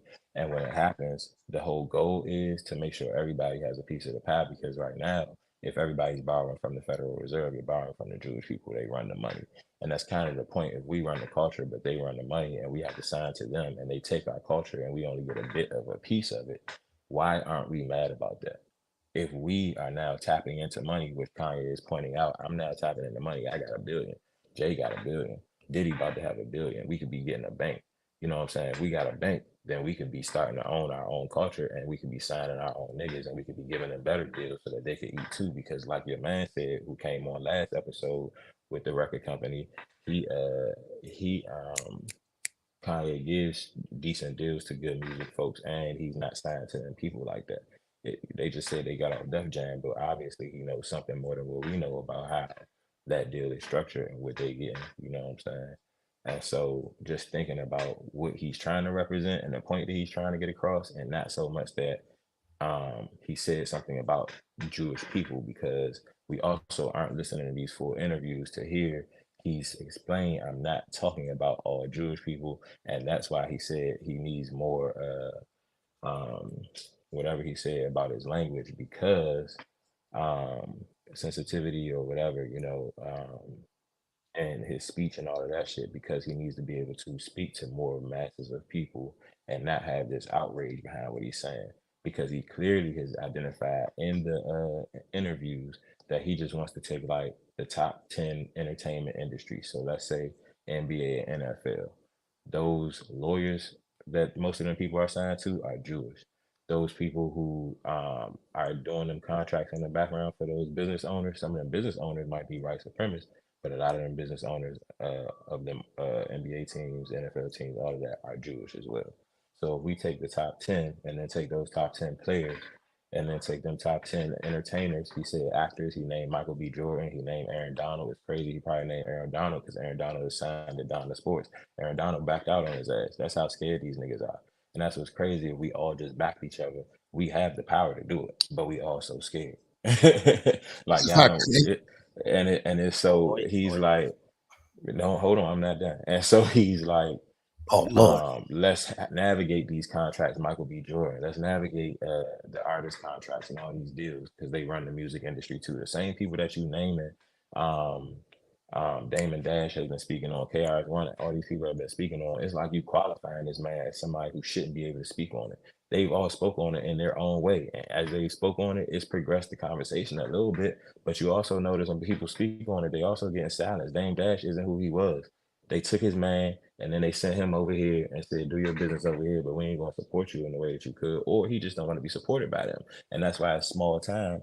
And I'm not saying small time like it ain't, like I know about it, we know about it, it's something, but it ain't Diddy level, it ain't Jay level, it ain't Kanye level. And so you're qualifying this man as like, you made it to this level, you're not allowed to speak to this shit. But he should be able to speak to it at his level. And his level is way larger than his. And that's why we sparking these conversations worldwide, whereas a lot of people who agree with him way more than what you believe. I think it really is split 50-50. And so when people start waking up and recognizing it, he's making it so like, yeah, you can't even off me because I'm putting the shit so clear that if you do, you won't know why. You know what I'm saying? Like, come on now, you either supporting it or you on that bullshit and support the old guard of how things have been for a long time. And that just looks foolish, because it's like you're supporting slavery. If we know that shit done lasted 400 years, why are we not trying something different? Why are we not trying something new? Why are you not supporting the one nigga that you can say has actually gone smack at them people in your face? You talking about history books and all the shit that we see on movies and videos and all that shit. We talking about right here in your fucking face right now, and you ain't supporting it. If you don't recognize how stupid that looks to somebody who really trying to get the fuck out of here, that's like saying Harriet Tubman, hey y'all, we trying to get out of here. And you like, what? Why the fuck are we trying to get out of here? Do you see how they supporting us? Like, come on now, Slim. That's really how it looks modern day if you don't understand, to somebody like me. And so I agree with y'all, wake the fuck up and listen to these full ass interviews. Now, hold on, I'm not done because you can finish. I'm done. This all I wanted to say was all of this. I talked about the future. I talked about right now, and y'all can argue about this shit all y'all want after this. But please watch these interviews in full. They not 3 hours for nothing. These white people ain't listening to him for 3 hours for no reason. Fucking Nori didn't just have a 3-hour conversation talking about how he gonna win an Emmy for no reason. It ain't these little dumbass clips that the Jewish media that he's fighting is showing you. It's the whole fucking concept. It's the whole fucking conversation. And it's not just right now. He's been talking about it since 2016 when he sat in Donald Trump's office. We look stupid not supporting the president of the fucking free world. You gonna be back 4 years if you ain't talked to him for 4 years. And we say anybody who goes in there and talks to him, we cutting off, we canceling. Why? He ain't nothing like any president we've ever seen. And he was just fucking with niggas right before he was the president. Snoop Dogg in his videos with him, all types of shit. And now he the president. He said a little bit of shit that touched our emotions, and the Jewish media played on that. And he talks about it in these interviews. He said they ain't fuck with him for 4 years and made him look bad for 4 years, and he was really fucking with us for 4 years. Like, if you just stepped in the office and tried to negotiate something. So, argue away, niggas. Do y'all think? No, time. Y'all, I never disagree with you. You keep saying y'all. I'm not talking about disagreeing. There comes a time when y'all get to going back and forth, and y'all don't have a third opinion on this joint. And I recognize when we muted this shit, we should literally just let niggas talk, and y'all should stay muted. until the person's done, and then go ahead and rebuttal whatever you got to rebut, so that way everybody can actually talk. Because once Corn gets on this joint, y'all be cutting off and all types of shit and not letting people talk. And I got points, y'all. I know shit, y'all. But go ahead. I mean, I'll just. I mean, listen, what you said, I mean, I totally agree with. And for the most part, I have checked myself months ago with cutting people off. I just be quiet, let people talk, unless I really got something to say. I've been quiet for too long. But at the same time, we can switch just on that topic. Actually, we might as well switch. We done beat a dead horse on this point, and we might can play some more. Yeah, I wanted to get it, but I want to switch to the vaccines because we want to talk about how we know some things. Let's talk about all the shit that's coming out in the news about what we knew for the last 4 years on this show that we've been talking about. At least me for the last 2, because I only been on for 2 years. But goddamn, I guess it's only been the last 2 anyway, because it's been 2 years of a pandemic. But there's a lot of news coming out lately about some shit we've been saying. We should play clips of the shit we used to say back when we were saying it too, so that everybody recognizes that sometimes we know some things, y'all. So you know what? Big Kurt has entered the chat. Blowing me, man. Like, all right, let's is right in front of us, and we got all of the access to it, and we just ain't. I wanted to respond to what he said. Honestly, go ahead, respond. I'm done. I don't even give a fuck no more. I'm saying everything I got. So first off, it's good to know you're a Trump supporter. You made it clear on this one, and I haven't denied that either. I am too. I want to shut. Hold on. See, look, I'm gonna let you finish. Look, I just wanted to test. I'm gonna let you finish. I want to qualify this statement. I want to qualify this statement. I want to qualify this statement. He's gonna jump back in. If you're gonna qualify me, I want to qualify this statement. I voted for Kanye West. I wrote him in. Me too. But me too. Because of what I've seen since that happened, if I had to go back in and there's all these options again, and you give me even a little bit more, and just what I'm hearing so far, like the DeSantis's and them, I'm voting for Trump. Not even probably Kanye. I'm voting for Trump. Unless Kanye proves something to me in these next 2 years that he can communicate to people, I'm voting for Trump again. Not again, for the first time, but. Yeah. All right, so sentiments exactly. Shout out to Kurt. That was a very well laid out soliloquy, and you made some very valid points, right? But I'm not saying Kanye did not have things to say in an interview that were helpful and truthful for the Black community. But there's so many other people in the Black community who have been speaking on this, and they actually live it. If you believe a building is burning, why bring someone into a burning building? So while Kanye is criticizing these systems, he's constantly signing deals and bringing himself and other Black men into these systems to be taken advantage of by these same people. I saw a list. It was like of 12 or 13 companies that have divested from Kanye West because of what he said. And that rung true to me to something like, for these many companies to divest from you or break away from you, you sign deals with you sign contracts with this many companies that were quote unquote owned or operated by the people you have an issue with. So I may look at a Dame Dash and like, well, he's not on the level of Kanye, but the reason why he's not on that level because he chose to divest from that system. It's artists like Tech-9, it's artists like Slim Thug, it's artists who truly operate themselves on an independent music situation. It's like somebody like Ryan Leslie. Ryan Leslie is not signed to no record label. He sells his music and his concerts strictly from his website because how he felt about the music business. It's people like Talib Kweli and Mos Def. They created their own streaming system on their website, partnered with an ebook platform to release their music because they did not want to participate in this record system. So I look at people who have had criticism in the past for the record system or the system that they're under and then chose to remove themselves, not someone who has had criticism for them when things went wrong for them. And two, if you say something stupid online, people have the right to call you stupid. Just because you made a mistake, people have the right to call you out on those mistakes you made because your mistakes have unintended consequences for other people. I don't blame somebody like Aaron Donald from distancing himself from Kanye West because why would I stick with somebody who has no problems come up there talking out the side of their neck, endangering all of his business deals?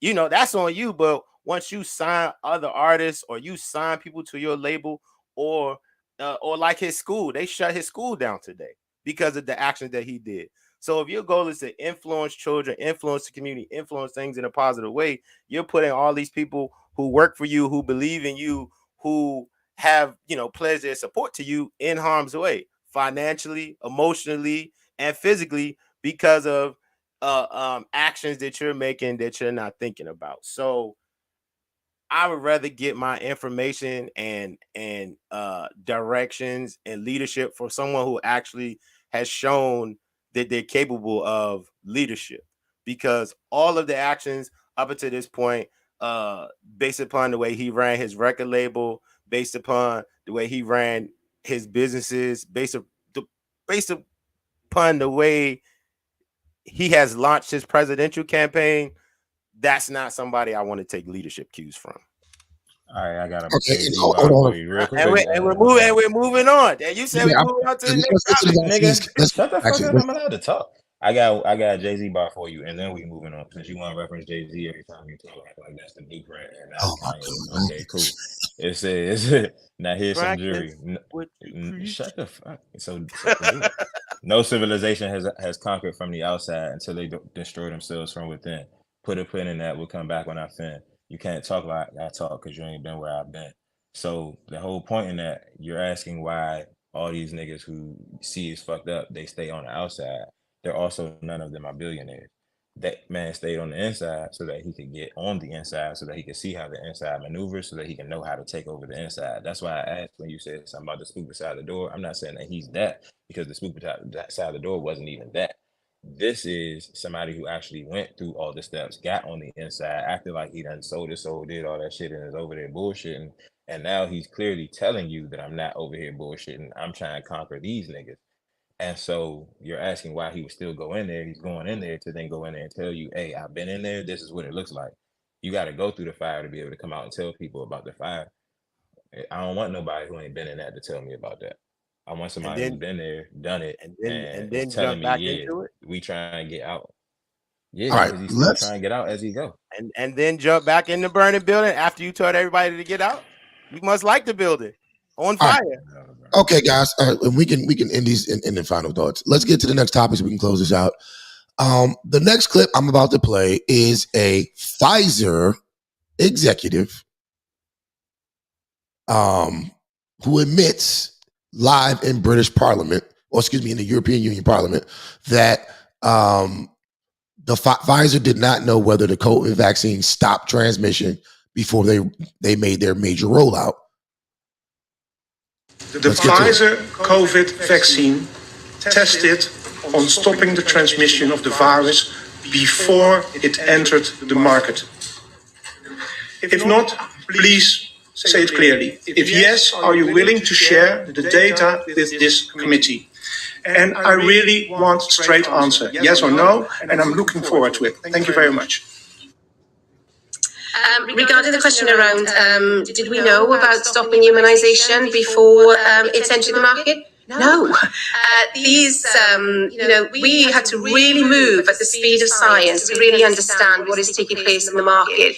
And from that point of view, we had to do everything at risk. It entered the market? No. One more time. It entered the market? No. We had to really move at the speed of science to really understand what is taking place in the market. And from that point of view, we had to do everything at risk. Take the weed and leave the money now. Take the what and left the what? Let's go. Pfizer executive admits they did not know if the vaccine worked before they rolled it out. Cosby Digital, I want to start with you, sir. I'm going to start with you misquoting what she said already. How did I misquote what she said? Hold on. See, I thought you didn't just cut people off. You said you start with me, right? I mean, you can't just. No, there we go. Hold on. There we go. Look, you know what, sir?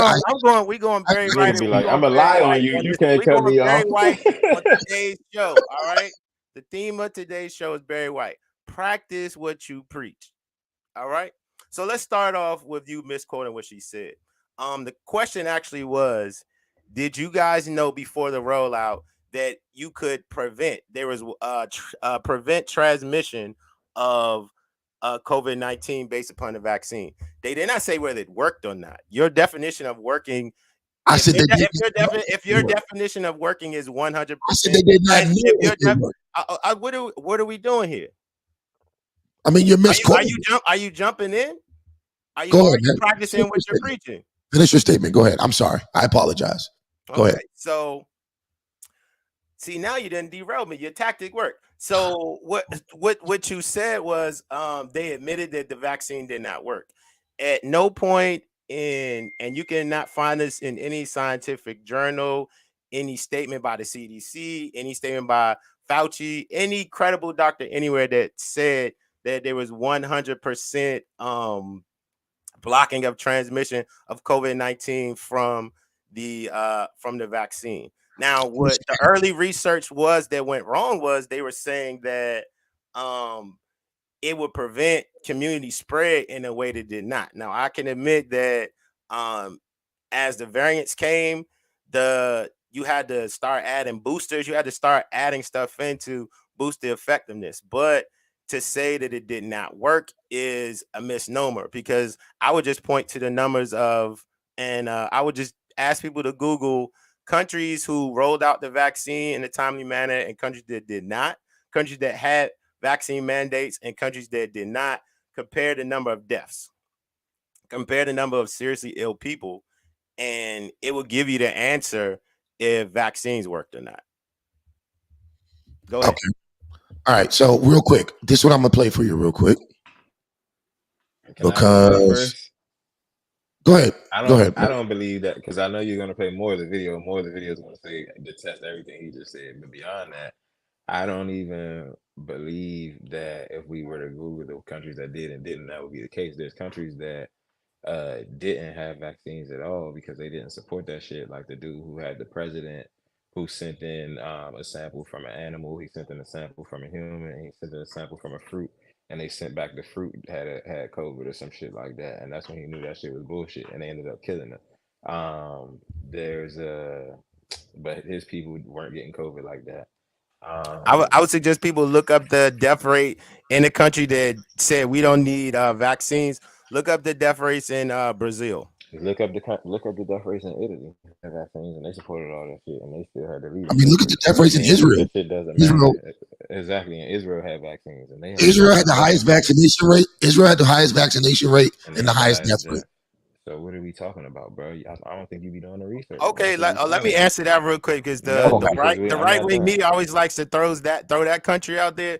There's one specific but that's a fact thing. Hold on, because that gets thrown out a lot. The country of Israel, because then you got to say Palestine side and the Israeli side. So what they like to do, they lump the numbers in of Israel together. So what do they have on the Israeli side, which is the Jewish people the side of that border? What they have on that side is actual functioning health system, sanitation, and the ability to actually pass out the vaccine in a safe and effective way. What they don't have on the Palestinian side is all of those things. So it's also been shown, if you have a population very close together where one population is receiving the vaccine and one population is not, the effectiveness plummets significantly, because you need a large group of immunizations for it actually to be effective. So if you look at countries with poor sanitation, poor health, it was my turn to talk. Poor access to clean water, things of that nature, the sickness rates and deaths went up exponentially because they didn't have access to those services. So I just wanted to break down those numbers, especially talking about Israel, and also the population, how they live together. They live stacked on stacked on stacked on stacked on top of each other, just like in New York City, just like in Brazil, where population centers, where people live very close together and group transmission was easy and happened quickly. The numbers are going to be exponentially higher. When I got back on this joint after my computer was messing up and I switched to my phone, you were shouting out the Jewish people about how they recognized they needed a culture and they needed a land and all that. So like you recognize they're taking back that land over there, right? And so you're playing into that narrative by talking about the separation and all this and that, and not just recognizing that there's probably not a coincidence that they had the highest vaccines and then they also had the highest death rate. But neither here nor there. What did that even mean? What you just said? Take it how you want. I said No, what I said. no, exactly. What does that mean? You said a I'm lot, but what does asking that mean? when I got back on, I heard what you were saying about their culture and things. And I hear what you're saying, and I don't think that what you're saying is wrong. I'm just asking that we all check into why what you said, they're doing what they're doing, and I'm not. Yeah, because they're stealing the land from the Palestinian people and pushing them to the brink of extinction. Their goal is to take over the whole country. And Is it anti-Semitic for Palestinians? Anti-Semitic for Palestinians to say that Jewish people have taken their land? Is that anti-Semitic? No, absolutely not. Okay, so I didn't want to be the one to say it. You said it just goddamn self. So I bet that's the same. But when Palestinians speak about the Jewish people who are taking their land, they're talking about the Jewish settlers that actually are in the same country. Well, are they talking about all Jewish people? No, they're not. Okay, so then because they're Jewish. Because I they're didn't Jewish. want to be the anti-Semitic one. You can. So you see, do you see how? I see what you tried to do. I see what you tried to do. Actual Jewish people in America who support BDS boycott and divestment from Jewish people. I mean, from the Jewish Zionist state. So when they speak of Jews, when Palestinians are speaking about Jewish people, they speak in Zionists, and they use that term all the time. The Zionists, those are the ones. Those are the ones that said Zionists. Those are the ones that actually fighting over in their homeland. The Zionists. Bro, you sound real anti-Semitic right now. I got you. I mean, I would stand on that because I actually understand the issue. So I would repeat. You understand the Arabs over there fighting against Jewish people, but you don't understand the threat that Black Americans have in your own country. I ask people to. I don't need you to interpret my words. I said exactly how I felt about the situation. So there's no room for interpretation. I said exactly how I feel. So you don't need to interpret my words in the That's your question. If you've been listening. No, I said exactly how I felt. Can I go now? I said people should call out specifically who they have issues with. Okay, so who specifically should the Palestinians have issue with? The Zionist Jews, the white supremacist Jews that they're having problems with in the nation of Israel. The same Zionist Jews and white supremacist Jews that Kanye has a problem with in America? I don't know, but he didn't mention them, so I can't. Yes, he did in the interview. Did he ever say? Yes, he did in the interview. In what interview did he say? All of them. I have a problem with the white supremacist Jews. He said I have a problem with Zionist Jews. Hold on, y'all. I want to highlight something. Kirk Keys, you watch every interview. In what interview did he say, I have a problem with the white supremacist Jews, especially, or I have a problem with the white supremacist Jews in Israel? Did he mention that in any interview? I would like to highlight that I was talking and you stopped me and asked, what are you referencing when you say that about Israel, right? So you've since taken over the conversation, and I'm going to retake over my time, and I will answer your question. But after I answer it, don't cut me off. Let me finish talking. Okay. All right. For one, he said it in the Drink Champs interview. For one, he said it in the Pierce Morgan interview. And the thing about this is, I asked how much research have people done, and I want to lead people to then go do research to ask why we feel like these are two different people. I get that they're in two different regions and two different areas, but it's because we have the same problem. We don't know our history, so we don't have a land to connect ourselves back to. So the reason why I said you're highlighting them and shouting them out about them going to get a land It's because what do everybody do in this world? They come to America to get the resources and the money, and then they take it back to their land. So he's actually shouted out specifically in the Piers Morgan interview George Soros. He said George Soros specifically, and if you think that man ain't connected to the ones over there in Israel and the ones over here in the United States is getting all this bread, then you tripping.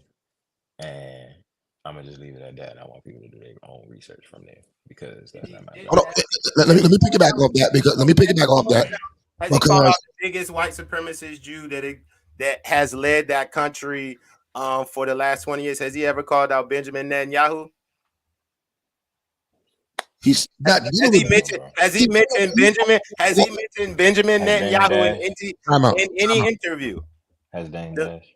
The white supremacist leader of the country, the current white supremacist leader of the Jewish country, has he called out Benjamin Netanyahu? He's called out Lear Cohen. I rest my case. It doesn't really matter, bro. I mean, you rest your case. The judge. I thought we were speaking truth to power. That's the most powerful white supremacist Jew is Benjamin Netanyahu. So it's not I don't know if that's a fact. No, it's a fact. That's the most powerful one. That's like saying Joe Biden is the most powerful white man. That's not true. That's not true. That's apples and oranges. We're talking about. We're talking about two different leaders of two different nations. I'm talking about a specific ethnic group in Israel who is the most powerful one of them. It's Benjamin Netanyahu. And he has not called out, even he ain't called out the most three powerful ones over there. But specifically, like I said, I pay attention. Why the hell would he be calling out people? He doesn't live in Israel. He lives in America. When somebody's saying they're speaking truth, I pay attention when somebody's saying they're speaking truth to power, and they don't call out the most powerful one that he claims he has a problem with. Well, first of all, it's your opinion that he's the most powerful one. That's your opinion. What I know is, in your opinion, here's what I know. Trip Simpson's opinion, who's the most powerful white supremacist Jew? He asked me a question, I answered it. Hey, can I answer you now? No. He might not have called out Benjamin Netanyahu. What I know is Benjamin Netanyahu has called him out. So that lets you know if you think he's talking about somebody different, they are all connected. And that's why he's called him out. I just Googled for you, October 16th, 2022. Benjamin Netanyahu, Kanye West anti-Semitic talk is stupidities, adding that Israel has dealt with bigger problems. So obviously he's talking to him. So if he's talking to him, it's why? Because he feels attacked. So if he feels attacked, it's why? Because that's who he's talking to. He's called them all out, bro. He's sitting here fighting the whole Illuminati for you, and you sitting here mad. Like that shit is funny. Trump said Kanye West is talking. Hold on. Trump said Kanye West is talking crazy. So it's Trump against. No. I will not. Okay, if you pull up the article, keep moving the needle. Here he go. He's doing that thing you do when you rebut him and you got the points, and then he moves the needle. Whoa! Sources moving the needle. It says sources close to Trump have stated. Trump never came out and said, I said that. The only quote from Trump in that article is from what the minister, I can't remember his name, the black minister dude said. Trump said, I believe Kanye West loves Trump. And there's some truth to what he's saying. That's pretty much all Trump said in quotations. The Kanye West's crazy shit was not in quotations, and it was not a direct quote from Donald Trump. It was from sources who claim to be close to Trump. They be stretching these articles. Trump never said that on the record. Now, he could have said it behind closed doors, but he never said it on the record, and there are no quotations behind Trump saying Kanye West is crazy. There are no quotes. What news organization put it out? A bunch of them. Google it right now and you'll see it. Because there's no quotation. Certain places like it, you don't want to lose credibility if you use bad sources. So I'll look to see who put it out. I saw it in some pretty mainstream right wing and left wing spaces. It doesn't matter. So you don't see him say it doesn't matter. I mean, I can tend to trust, because in news you can't always give your source, or somebody's not always going to say, "Yeah, I did it. I killed him." That's why you got testimony. That's why you have sources. So it was credible. I know it was credible enough to print. Ooh, you blowing. That's why Kanye is saying what he's saying right here for you, right there in the interviews, public, and you putting them joints out. Why would you not let me say what I gotta say? Stop silencing me. Let me say it right to the people, so you hear me directly from the people. I don't want to hear that a source said whatever, because they might not have said it. I'm here on out. I'm not credible. That's not credible to me anymore. If you can't provide me video of What's seeing you today? saying it, it didn't happen. You said this on Thursday, Thursday, October all of my sources 27th be at straight from 2:04. interviews, bro. You don't believe sources from interviews or news. You just want to hear from the person. All right. I've always said that. The logic will be applied. So hold on. Let's not go back and forth. Like I said, find an article that has quotation marks of Trump saying Kanye West is crazy. It doesn't exist because every single article I read said closest source to Trump, sources close to Trump stated that Trump said blah, blah, blah.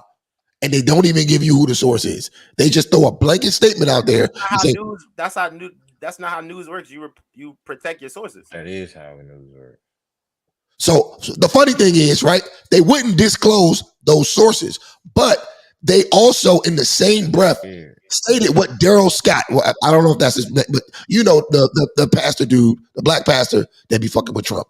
They stated his name and they gave quotation marks as to what Trump told him on the phone. Because he went on record with a direct quote. Okay, so who are these mysterious guys that gave them this information that's not on file? That's not on file.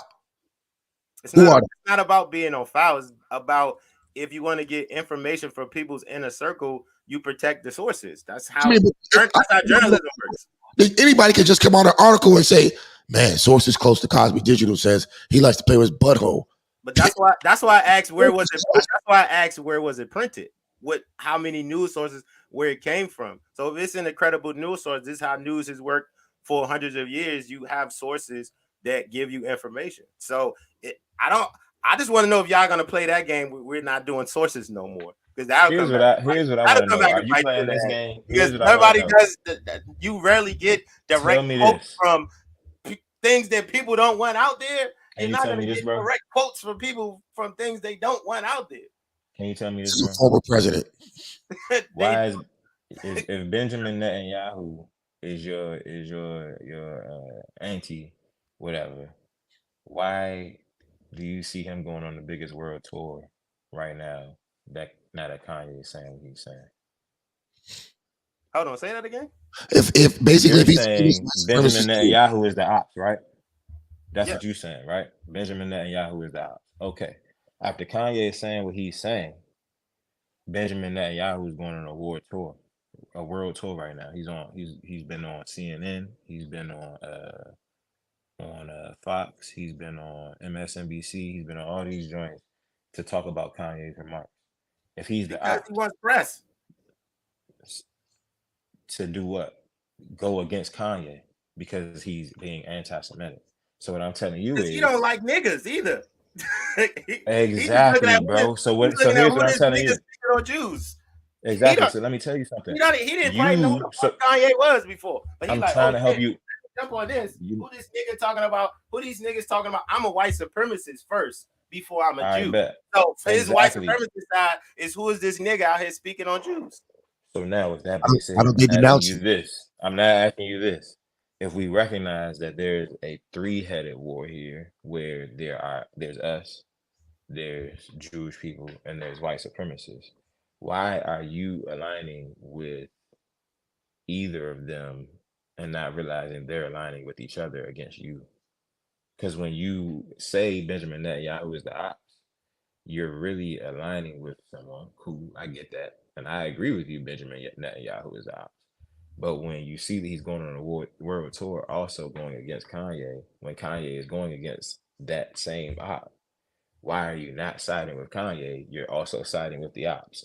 You see what you're doing? You're siding with the ops while you're also against the ops. You see how that's weird? Because you think they're two different people, and you don't realize they're the same entity. Kanye policy, I realize Kanye does not know his head from his ass when it comes to policy because of the statements that he makes. If he was really for the black Jews or black and brown Jews, like he said, some of the statements he made are in contradiction to supporting those causes. So I don't have to align with any of them if I don't agree with them.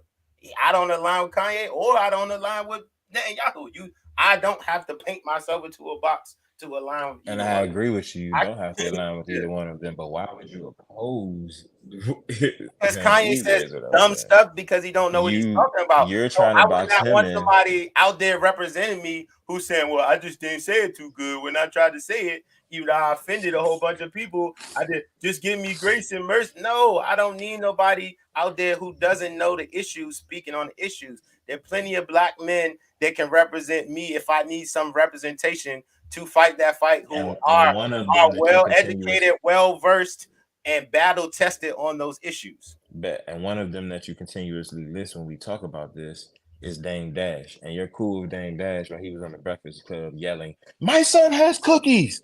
My son has cookies!" And that's who you be using as an example. So But you hold mad on. when Kanye does Let me know when you're finished. I'm done now. So that interview actually aged very well. I agree with the interview. Hold on. So You did said you was Kanye's. finished. You said you was finished.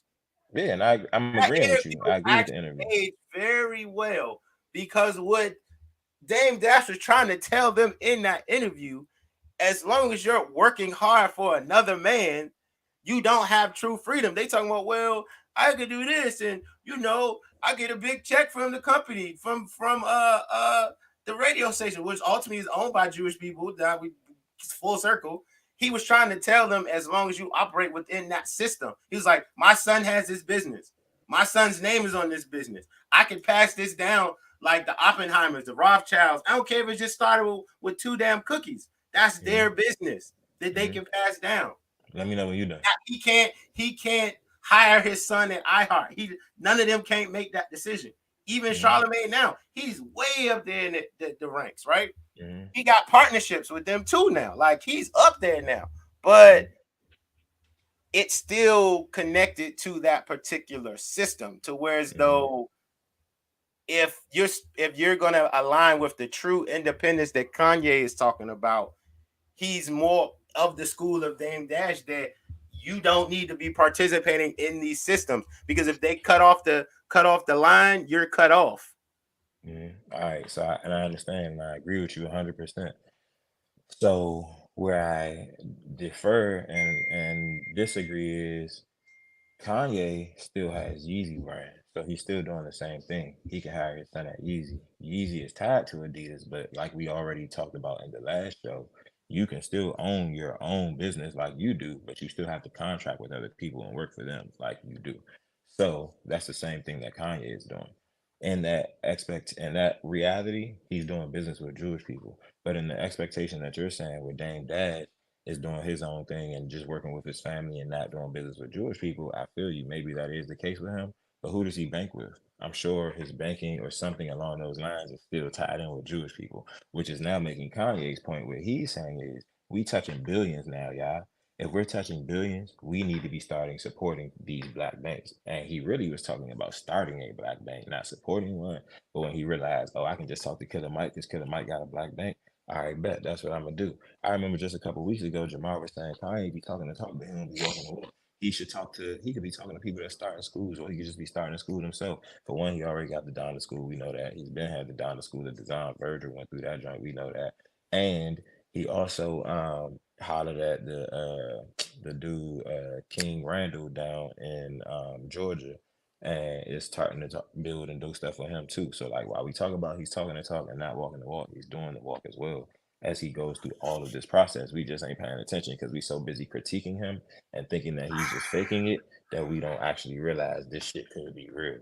And that's what I'm saying. So it's like, bro, Killer Mike been talking about that black bank for like the last 8 years, and he but the got thing on about it is TV. you see that because And Killer he Mike got is on. bigger than you. He Kanye got don't on. always He see got that. on TV talking Come on, about how man. he was still trying to give Wells Fargo 200, 300 million of his money, and they carried his dumbass. So it's like So you proving my point. friends, like That's why he need to start it on.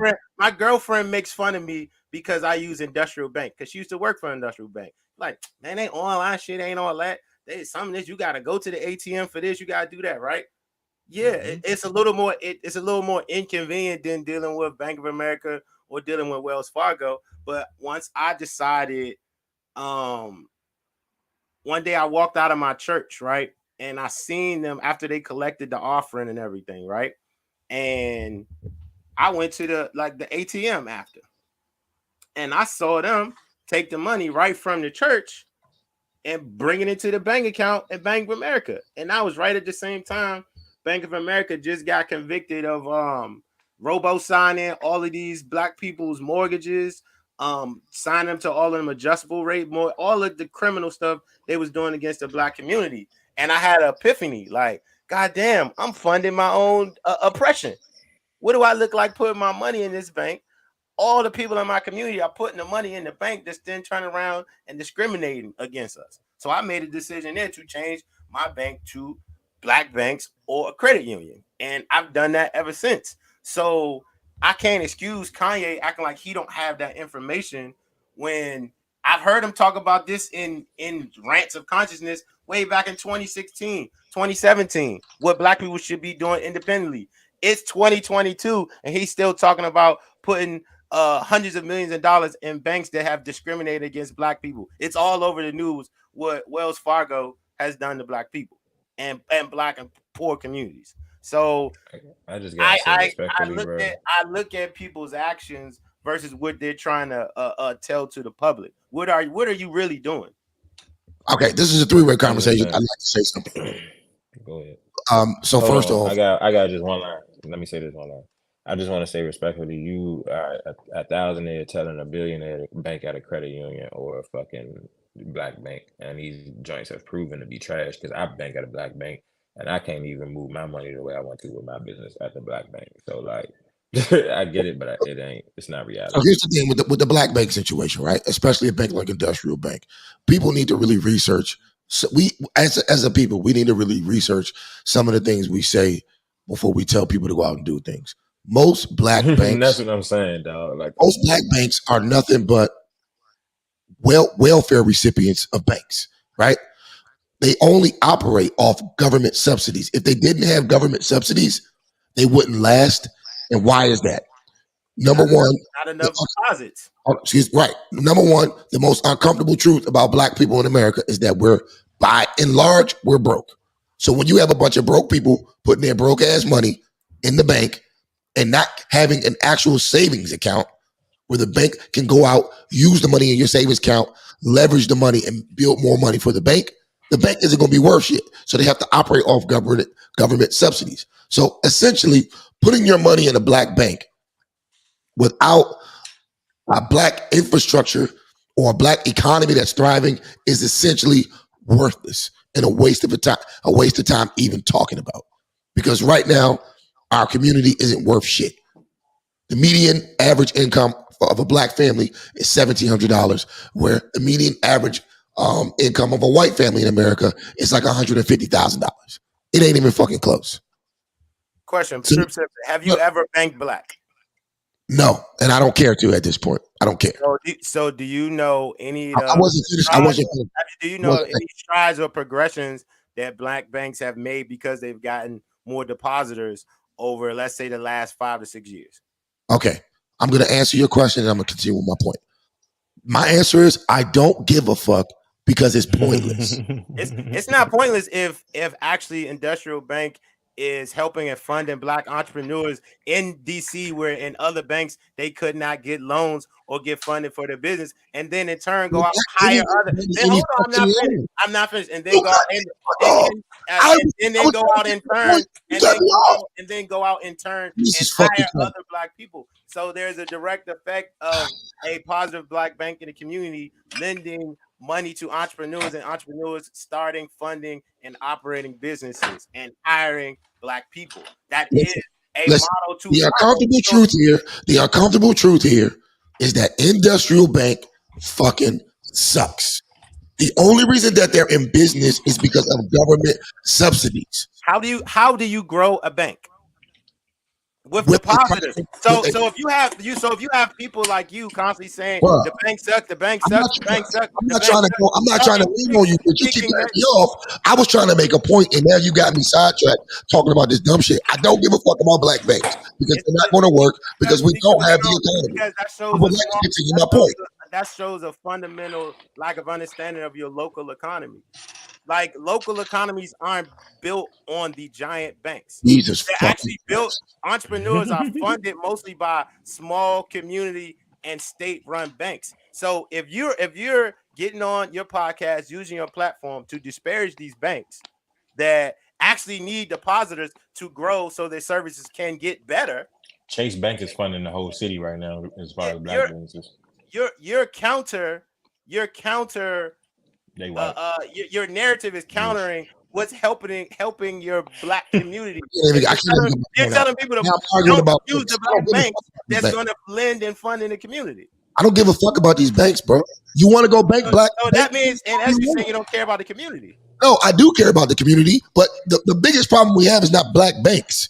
So one of our biggest problems is our wealth gap. So we don't have a wealth mentality. You know why the people that why Kanye is jealous of you Jewish people? for a long time. They're actually able to get on one accord. They don't say, well, this bank is trash, this Jewish bank is trash, we're not going to use it. They're going to say, we all going to put our money in here till this bank gets better. Generation after generation, we're going to continue to put our money in this bank, this restaurant, this store, this car lot, this whatever it is until it gets better. All of these institutions and businesses get better with better funding.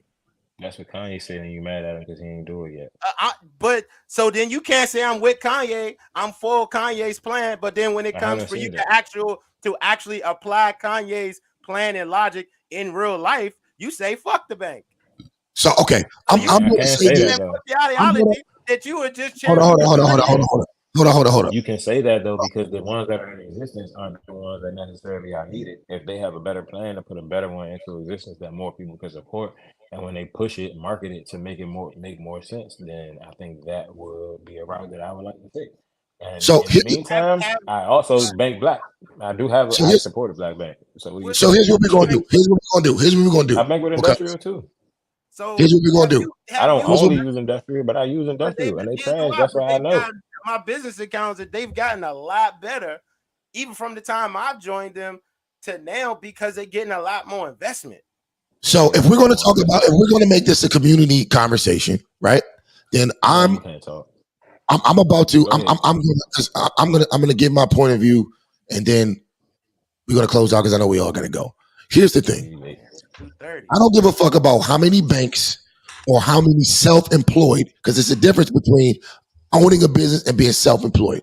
I don't give a fuck about how many black banks that are government, that are subsidized by the government, or self-employed people you want to flood into the community. The problem that we have off the break, that if we don't solve, the problem we have is that we have broken homes. And as long as we continue to operate with quote unquote communities full of broken homes and no real male direction in these homes, we are going to be a failed community. You can start all the black banks you want, but if you don't get black men and black women, or if the other two decide to go out and do other races, whatever, if we don't have black families, units that are operating in healthy situations, we're going to continue to decline. How did they break up the black family trips? Right now, the ratio of eligible black women to eligible I'm gonna have to mute you, bro. I'm gonna have to mute you. You won't let me talk. You won't let me talk. I'm gonna have to mute you. You won't let me talk. Every time I get to talking, you cut me off, sidetracking me. I let you talk the whole show. I ain't cut you off. I ain't cut you off. I ain't cut nobody off. Sure you did. When I cut you off. When I had to give you the whole Barry White song. Practice what you preach.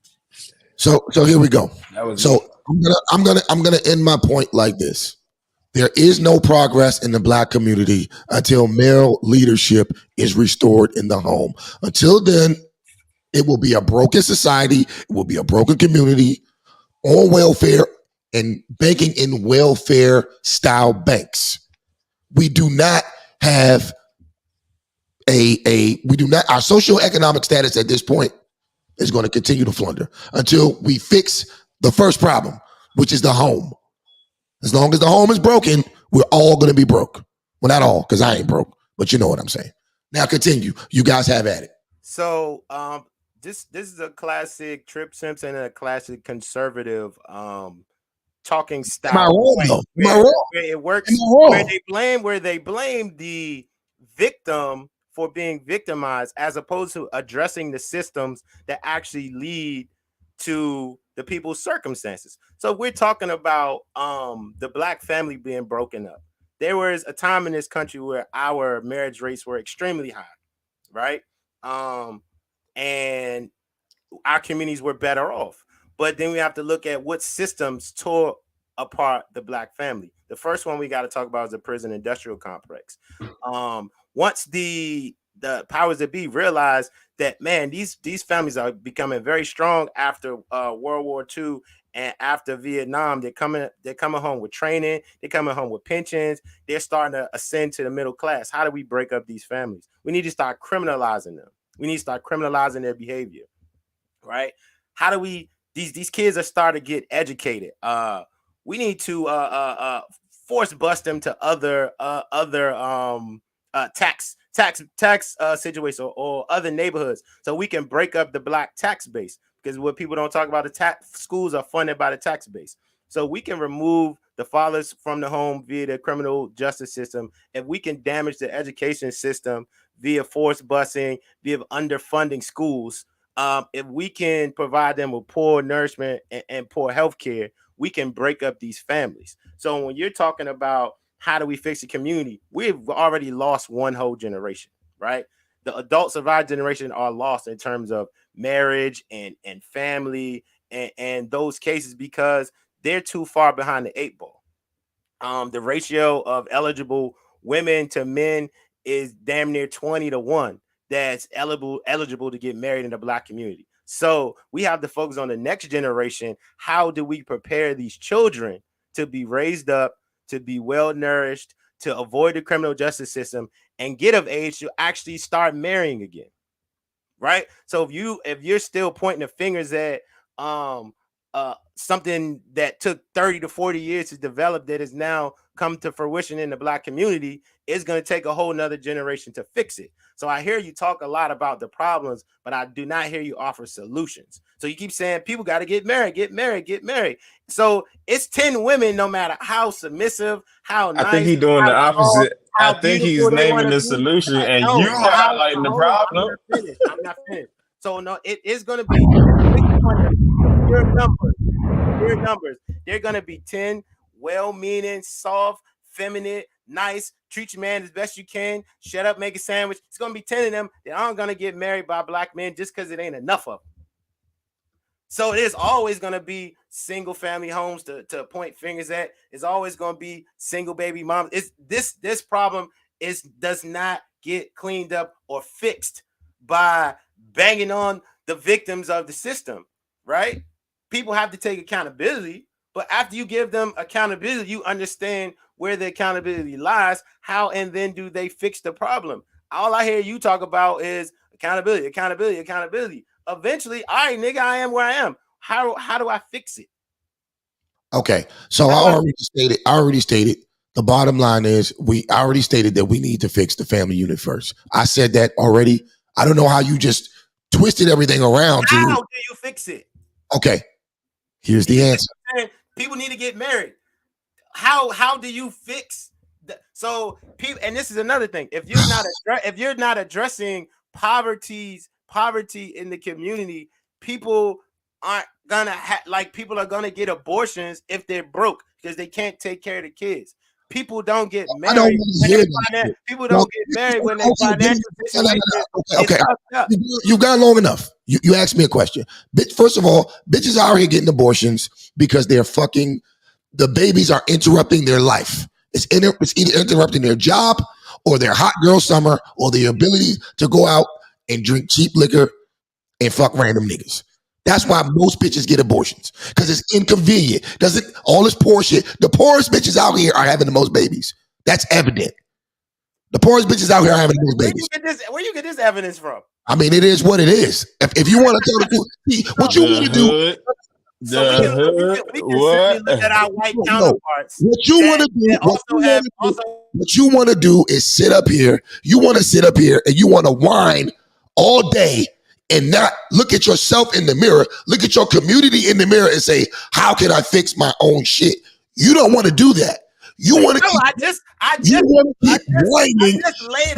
whining. You want to keep whining to the same white man who you say hates you so much. Before we can build up, you named out all the problems. You didn't name out any solutions. Step by step. That's what you want to do, bro. And if you cannot fix these issues, you cannot fix the marriage rate. If people but Cone, you believe. Listen, you believe that the issues can't be fixed. You didn't give a solution to the issues being fixed. You gave the problems. He's giving part of the solutions, and you actually asked, "How do you fix this?" Then you keep saying, "Fix it." How do you fix it? You actually asked that. You didn't give a solution. You asked him.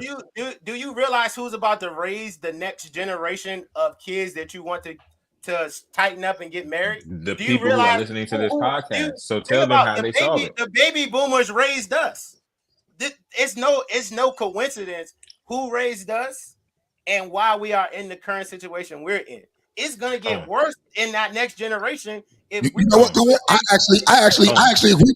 I agree with Cohen. And let me go a little further. I agree with Cohen too. Hold on, real quick, Norman. Before you go further, I agree with him too. I want Cohen to realize this. Cohen asks questions about how he fixes things, and we want to give those answers, but you don't listen to the solutions. You then combat them with more problems. We know the problems. Everybody knows the problems, bro. We trying to tell you solutions. He's giving you a solution right now because I believe him wholeheartedly. And the people who are going to raise that next generation are the people who are listening to this podcast. So they need to hear the solutions, and they need to believe that these solutions are actually attainable and can be realized, because they can be, but you have to focus on them. You can't just sit here and blame the problem all day, blame these other people all day, because they're never going to let up. So to blame them and then hope that they let up and beg them to let up, don't talk. Hold on, I know you can't do that. I want Norman to go ahead and respond, but you can't just highlight problems all day. So here's the thing: you want a solution? I'll give you a dead set solution right here. And I'm an asshole, and I'll say, and shout out to Big Truck Series Review. I agree with him wholeheartedly. You want to fix the community at this point? Leave these raggedy hoes alone. Go get women from other ethnicities who are raised in decent homes and raise black children that way.